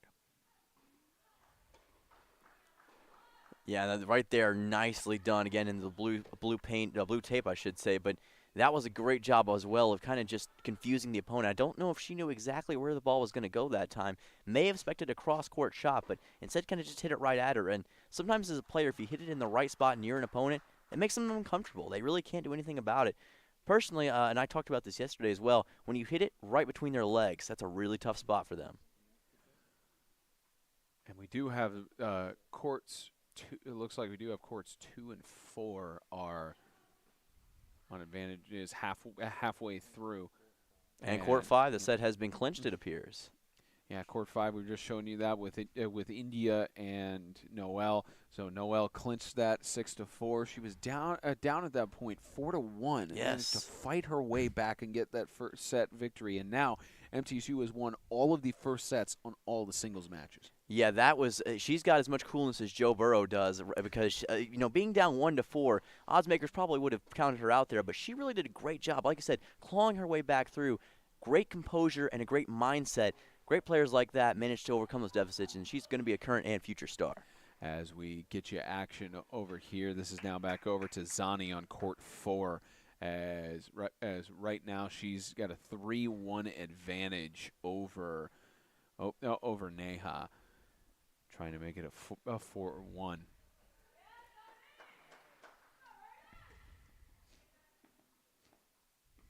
Oh, that was wow. A perfect cross-court shot. Love what she did right there. Kind of disoriented the opponent. Looked like she was going to go straight on the line, and instead goes across.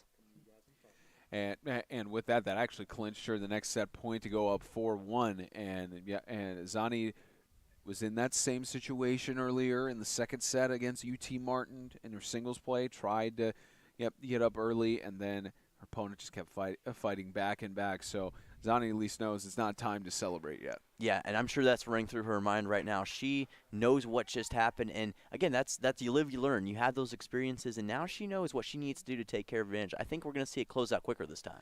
You get to see her twin sister compete on court 1 in just a few moments against Jasmine.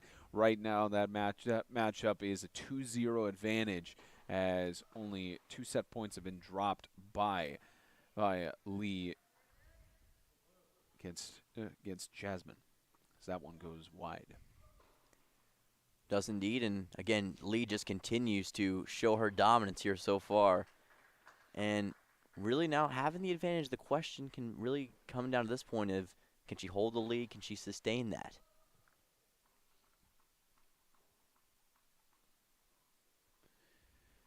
Again, MTSU with the advantage on all courts in the second set right now.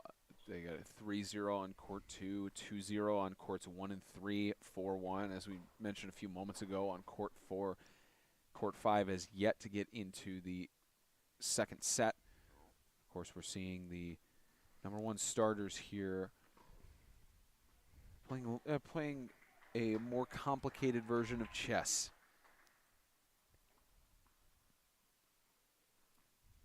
And there was a great chess move right there. Put it right there in the corner. And I love that analogy you made. Yeah, because it really is a game of chess. Like we said, tennis is as much a game of the mind as it is the body. You're trying to outsmart your opponent and make the right moves. You got next-gen stats, Amazon for football. Same thing could be applied for tennis. Percentage points on these shots are really the determining factor. And that's why you rep and you look at film to make sure you're going to use the right technique, use the right form, that you can outdo your opponent.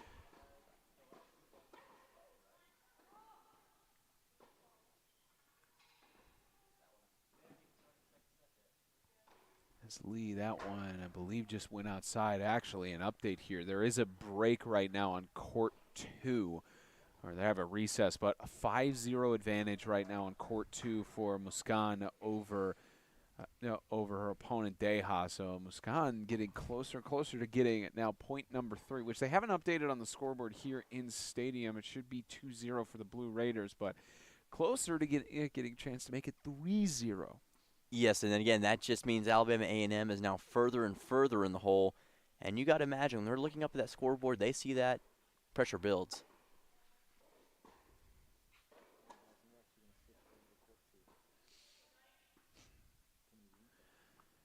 And this will give us a chance to actually look at those final moments, potentially the final moments of the second set for Muskan. And we'll get to see her collide with Deha Brown, as we'll get you that in just a few seconds here. And tune in the action live. And there's another great shot by her there, right again to the back white line. Love what she's doing and how she's attacking this. No fear, going right towards the out-of-bounds marker. And that takes some guts, because you could very easily make a mistake there, but she is going right for the victory here. And you got to love the attitude and the way she's playing it. They called that one out very close on the line. Yeah, that looked like one of those 50-50 calls that could have gone either way. Kind of slided through, but looks like what's in the box? Well, nothing. And it looks like Zani has gone up 5-1 on court 4 as well. I believe they have a recess there. So yet another situation where potential to clinch the match with 2 second setters being up 1-0 and chance to go 2-0 being up 5-0, 5-1.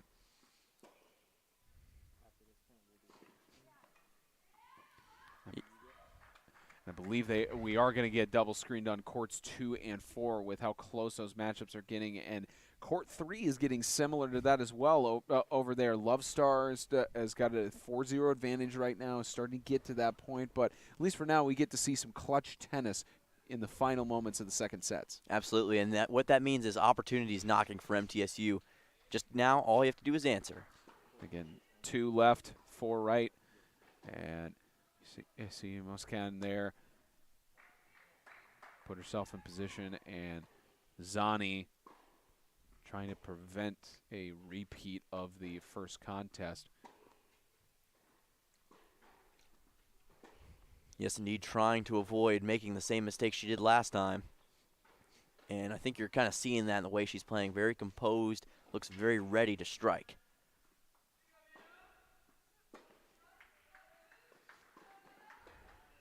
Got the strike there for Zani. Yes, indeed. Big clutch moment for her. Again, showing what she's capable of and not falling into the same trap she did last time. Zani able to get that point, and on court 2, what a big moment for her. And court 2 gets the point. My apologies there. Yeah, it's actually Muskan did get that. So yeah, that clinches it for her. That's now 3-0 MTSU up, with Muskan getting a victory in both sets, 6-2 and then 6-0.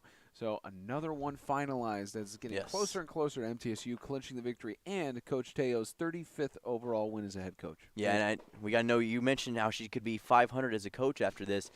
Got to know she's going to like that. Going back to 4 now individually. Big moment for her as a coach, and you got to think the players would like to get her that advantage. They like to be on the team that gets her to that mark. And to clarify, that'd be win 35 at MTSU. Yes. And that would also make, I believe, win 65 on her overall head coaching career.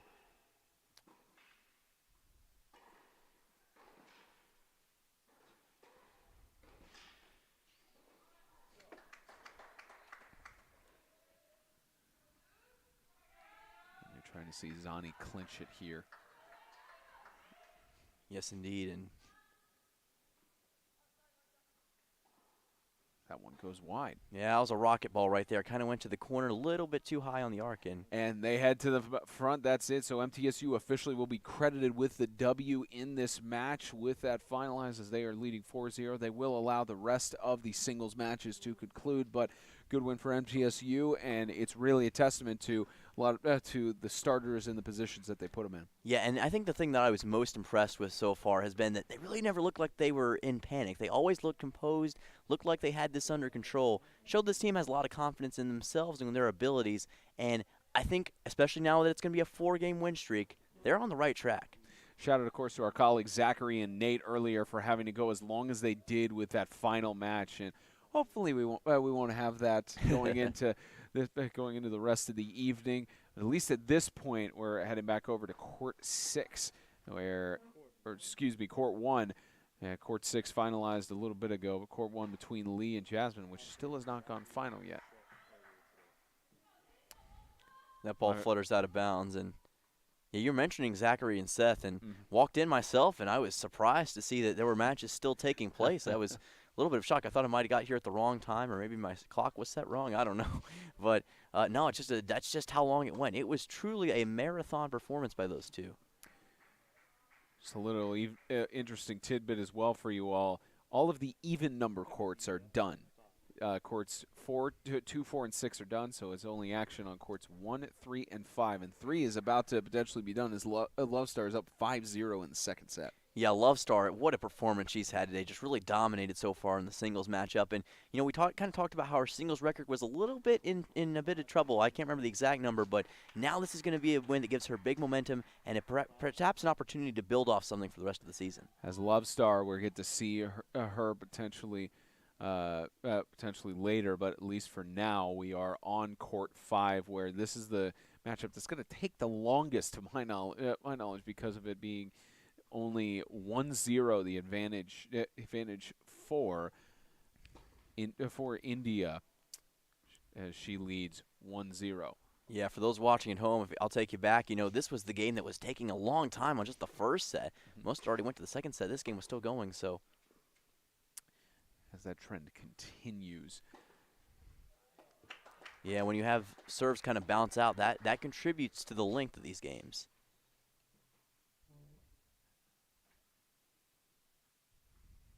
As this high bounces up, great move.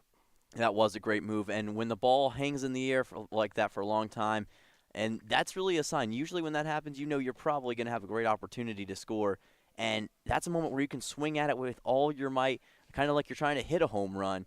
At that point, it's really hard to get it. Unless you just really blow it up, it's usually probably going to get a score for you.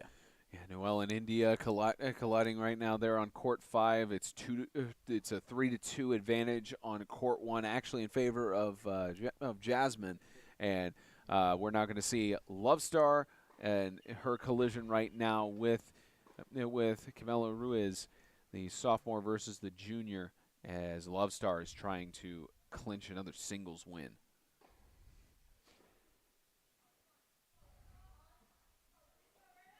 Saw the height that ball got right there. Height can be a big thing when it comes to these serves.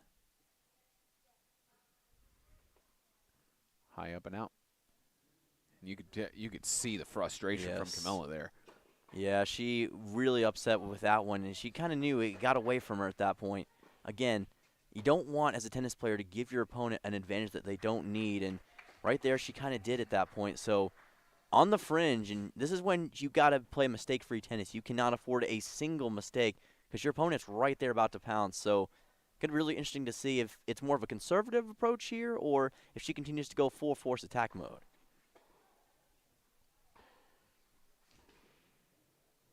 Fault there. Yep, served it right into the net. So that just puts all the more emphasis on her to get this second serve in. Don't want to make any unforced errors here.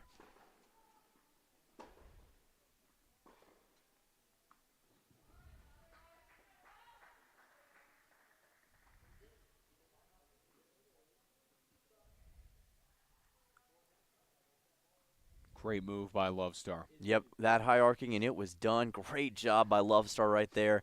And again, the opponent was so far out and away that really nothing they could do about it. Love Star perfectly placed and didn't slip up. That's an important thing. You could easily have slipped up in that situation. Love Star did not. Took care of business.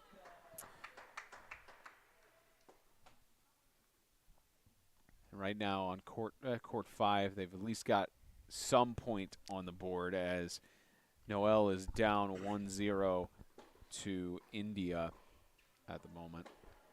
Likely that's the one that's going to take a while. Yes.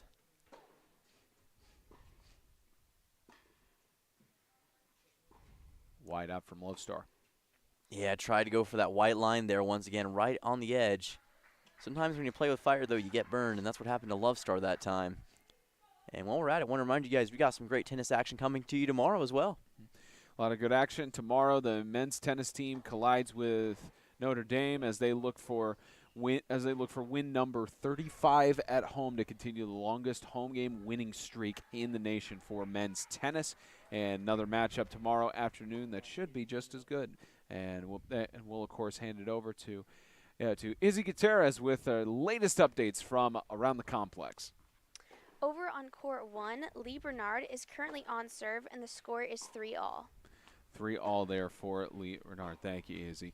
And just the intensity continues to ramp up here for the Blue Raiders. Yes, it's in the rafters now, and that just means that all these games are going to be all the more critical for MTSU. They're in position to really make this a dominant victory. They already have sealed it, but you want to make sure you finish strong and have consistency. You don't want to have a negative feeling going into the locker room.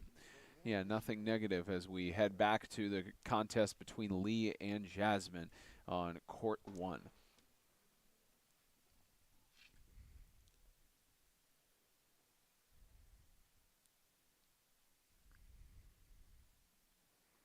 See Lee right there with that 1,000-yard gaze going into the opponent. And sometimes the intimidation becomes a factor when you're playing tennis, especially when you're down and you know the other player's got your number. You start to feel that intimidation, and I think Lee is starting to use that sort of as a way to kind of get her way in this game. But, of course, I would probably be intimidated as well if I had to play her in a game. So as we were mentioning, tomorrow the men's tennis team got a doubleheader. That's a great move there on court 1 by Lee. They got a doubleheader.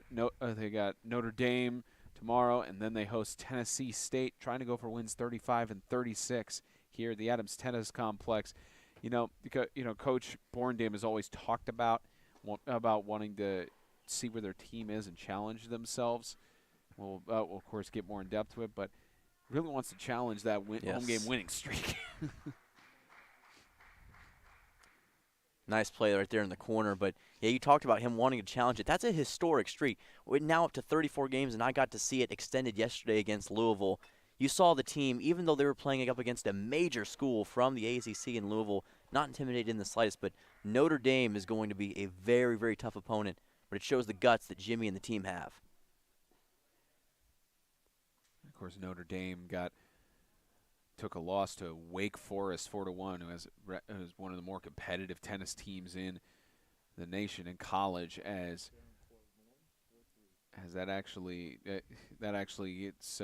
extends the second set a little bit longer for Lee Barnard, as she is down right now 4-3, unless they update the scoreboard to 5-3. One of those two, but extends it a little bit more. Maybe your twin sister, maybe Zani going all the way to that final set. Maybe it's Lee's time to be in the clutch situation in the third set. Yeah, maybe she's starting to feel the heat underneath the chair at this point, and I think that's kind of a fair thing. Both players kind of feel the heat, but it's in those moments where you learn a lot about who you are as a tennis player.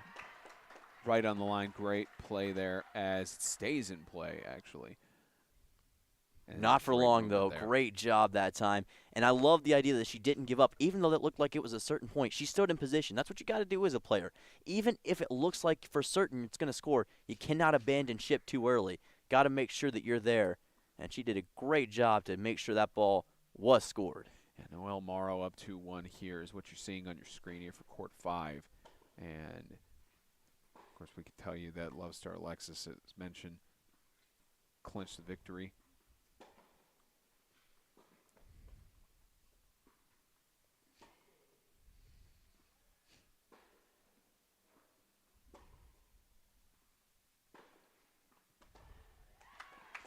This goes back and forth.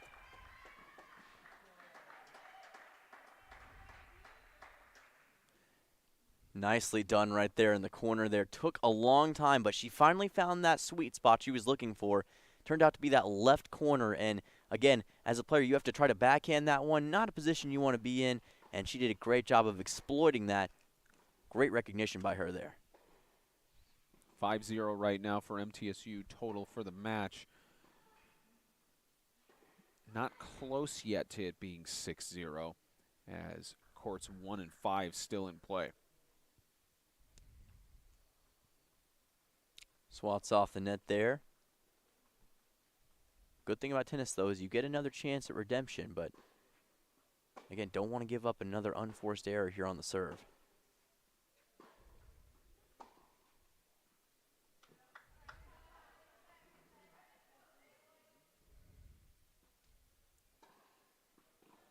Wide and outside. Yeah, wide and outside once again, kind of arced over the net. And again, that's going to be another opportunity to kind of extend this advantage that's already been permeating here. And again, this is only the second game of the season or second match of the season for the Lady Bulldogs. Nobody has gotten a victory except for the doubles team of India and Deha. And that ball's going to fall into the net as well. And like you said, this Alabama A&M team just hasn't had a lot of opportunities to succeed. They haven't had a lot of opportunities to learn about themselves. And you really need that experience, and you need those games to build cohesion and build what your group is going to be. So I think as the game goes forward and the season progresses forward, A&M is going to find that cohesion, but might take a little bit. Definitely will take a little bit, as again, courts 1 and 5 still active right now. It's going to be interesting to see how it goes down the stretch. Go it back to Lee and Jasmine, who are still duking it out. And Jasmine has taken the advantage 4-3. Yeah, an old duel from the Wild West there, but both of these fighters are showing what they've got right now, and great job again by Lee to make sure that ball went out of bounds, and again, the recognition to get the free point, not make a mental mistake.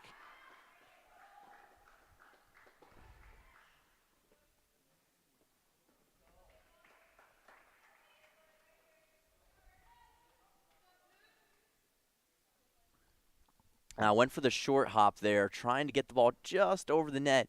At that point, that forces the other player to run up to it, and usually that means an unforced error or not a point. But unfortunately, that again, you can kind of get burned by that, and just slipped over the net. So usually it's 50-50, and Tennis Gods did not smile on that one.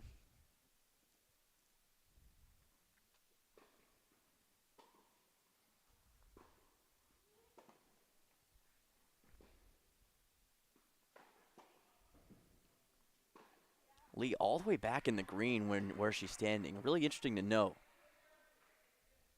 Is that one out? Yes, indeed. But to kind of explain it to people, and now she scoots up, and that's recognition. She kind of knew where that first serve was going, studying patterns of the game, and she gets another one right there, free serve. But she knew that that first serve was going to be a certain way, and that's called it's like studying game film, but you're in the middle of a game, and that's how you get an advantage. Is we'll have a quick stoppage in play here.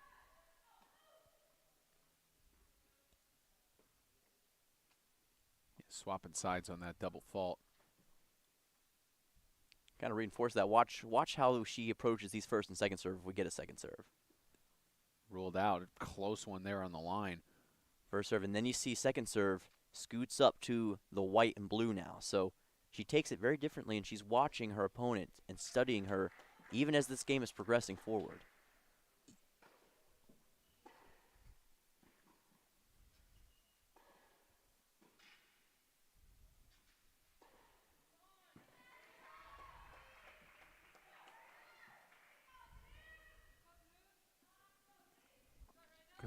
Good move there. Several times where it could have been called out there, but good job by Lee to finish it off. Yeah, she stuck with it, and what a swat of the ball that was. Absolutely nothing that she could do in terms of defending that, but Lee with a great shot and continues to pull ever closer, and you can tell she's starting to feel it. She knows it's coming. At this point, all you got to do as a player is just close it out. That's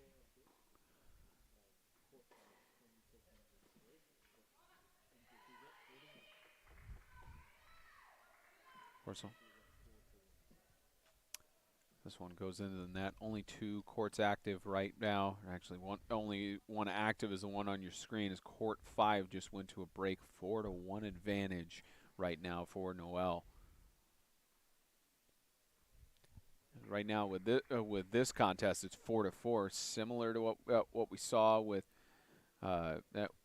Zani in the UTM matchup, but for Lee trying to finish this out, and not be forced to a third tie-breaking set or have to finish the match.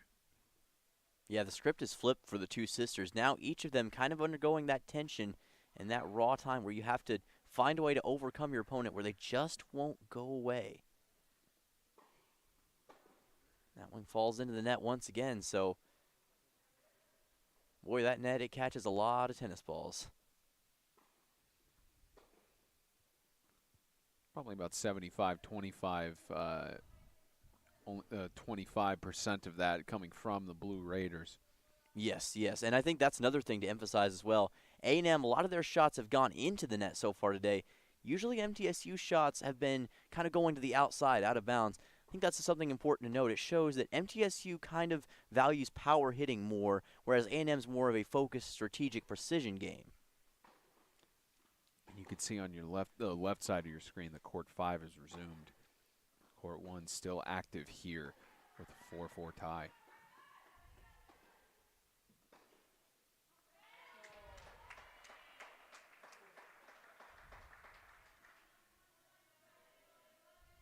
Ooh, nice job there. Just moved out of the way the slightest bit. properly moved out of the way to clinch the point there, 5-4 up for Lee. And as we mentioned, Court 5 is active right now. We're likely going to swap over there to see the action between Noel and India, as that match is starting to get a little more of a gap here in the second set as we head over to Court 5. 4-1 advantage right now for Court 5's Noel.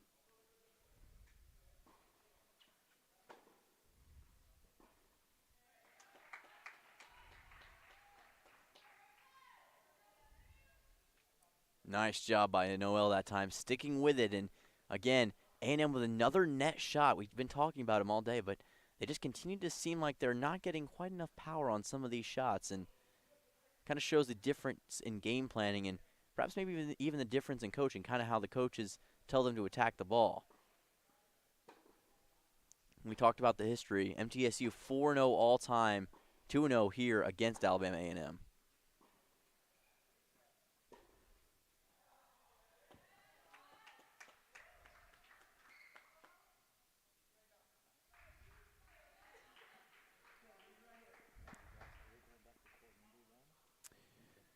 Looks like we're going to swap back over to Court 1 as they're getting off of the recess. 5-4 again, an advantage for Lee over Jasmine, as that match might be wrapping up here, unless Jasmine can try to go the distance or at least force it to a 5-5 tie. Well, Jasmine has not quit on this game yet, so we'll see how she responds.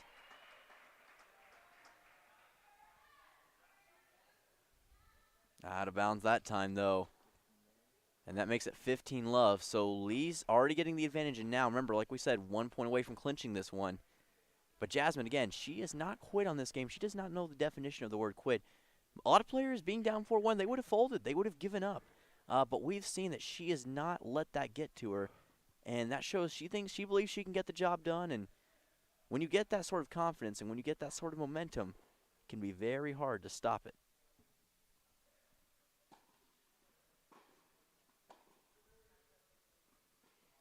They had a lead on that. Looked like it, yes. So second try coming up here.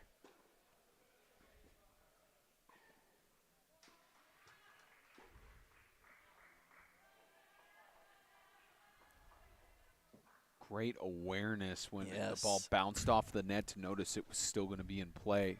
Capitalized on it very well. Yeah, she could have very easily quit on that ball thinking, oh, well, it hit the net, it's done. But no, she did not. And again, that's another great example of not quitting on the play until you know for certain that you're going to score.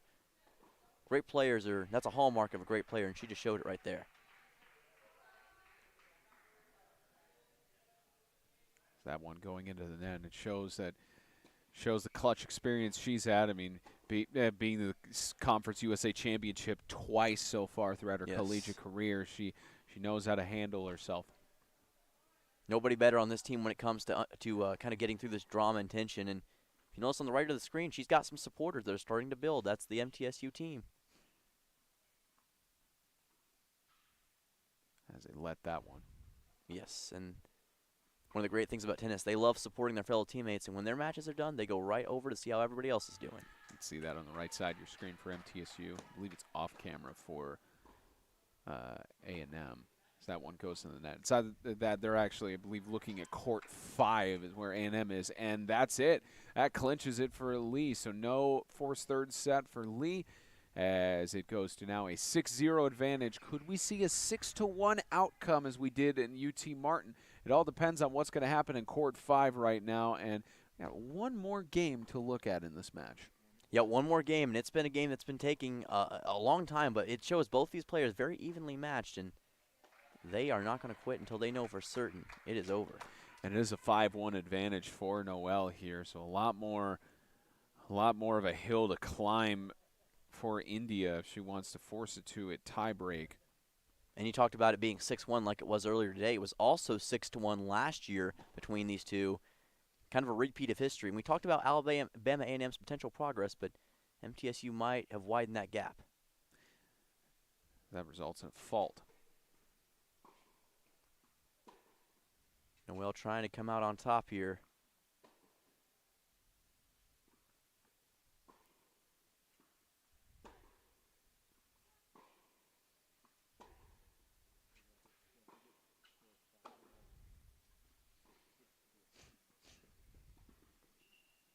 Potential set winner right here.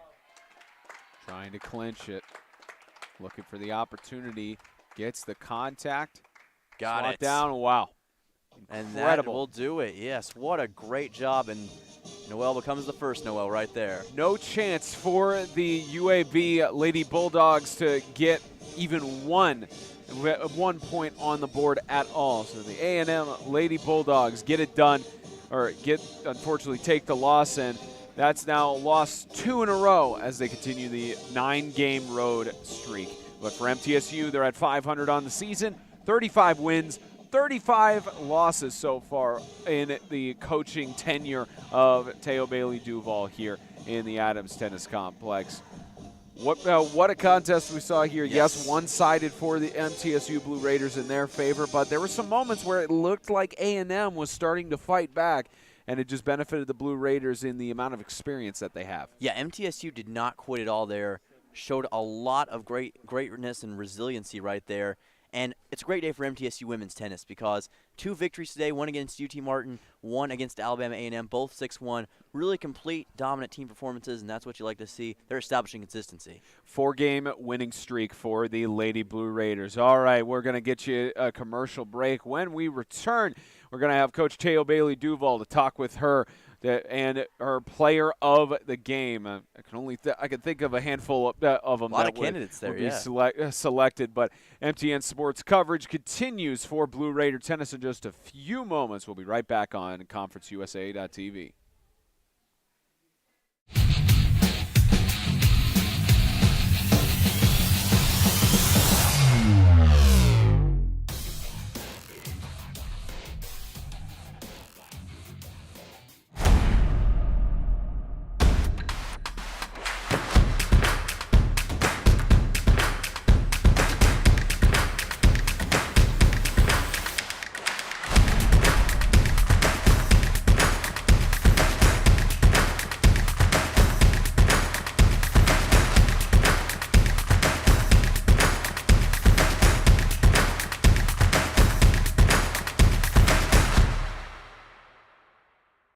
Nothing is more expensive than a missed opportunity that could have changed your life. Maybe you're just graduating high school, or are working and need to earn a degree to advance your career. Or you aspire to be a leader, and a graduate degree can make that happen. Whether you're just starting out or retooling for the future, Middle Tennessee State University can help you get there. MTSU, the University of Opportunities.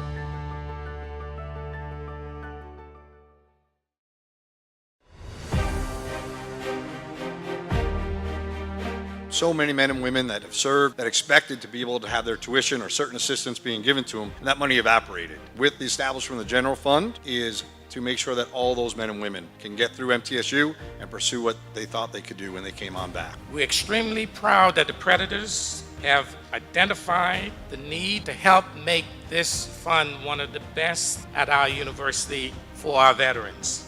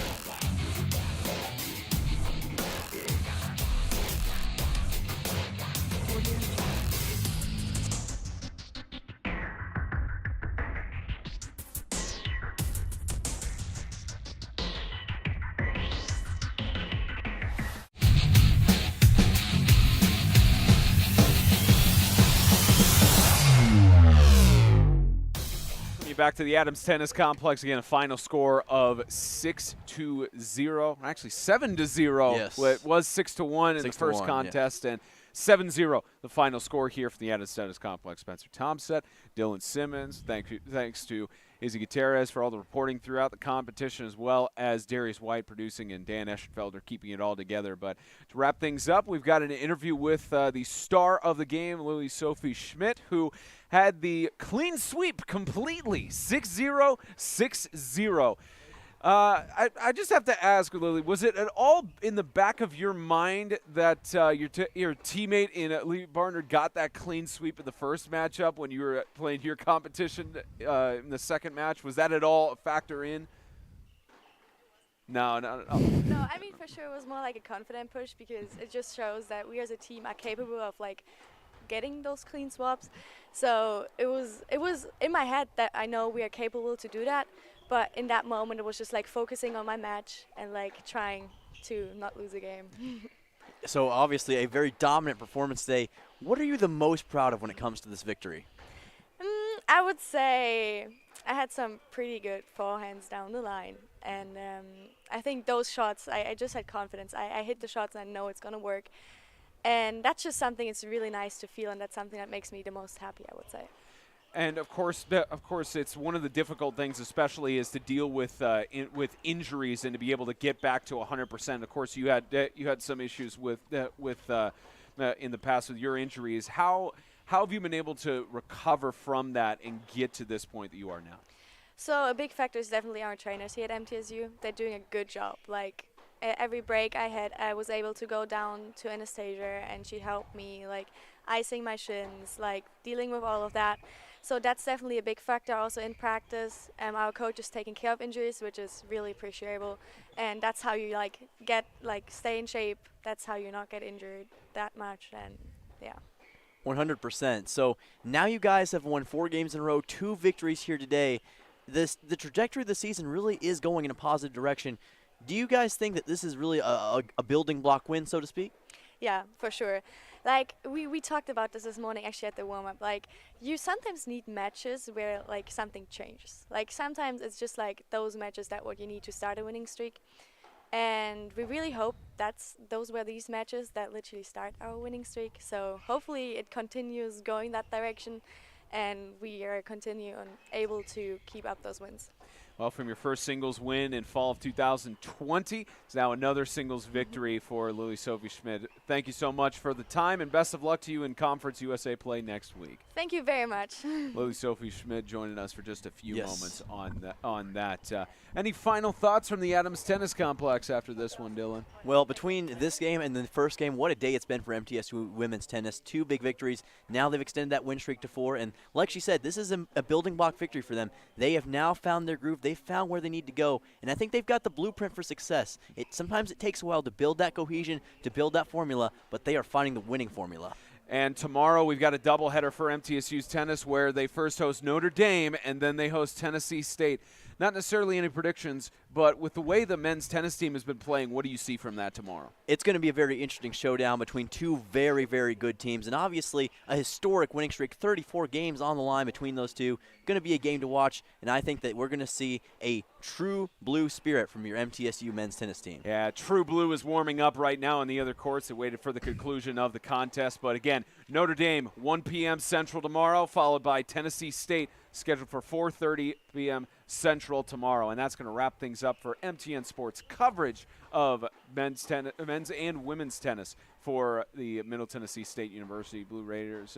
Again, for Dylan Simmons, for Izzy Gutierrez, for Darius White, and Dan Eschenfelder, all the hardworking men and women that make this so successful. Just want to remind you, go to middletennesseenews.com/sports. You can see any of the archives, as well as go to cusa.tv here to rewatch this match or any of the other matches that have been streamed.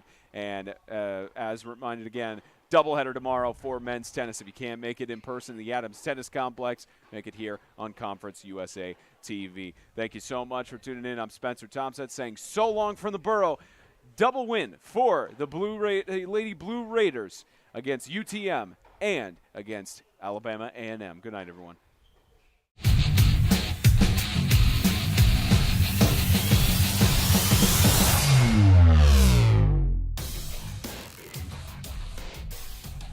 Here at MTN Sports, you could say we're a bit competitive. All right, boys, I got a media pass for the big game this weekend. Who's covering it?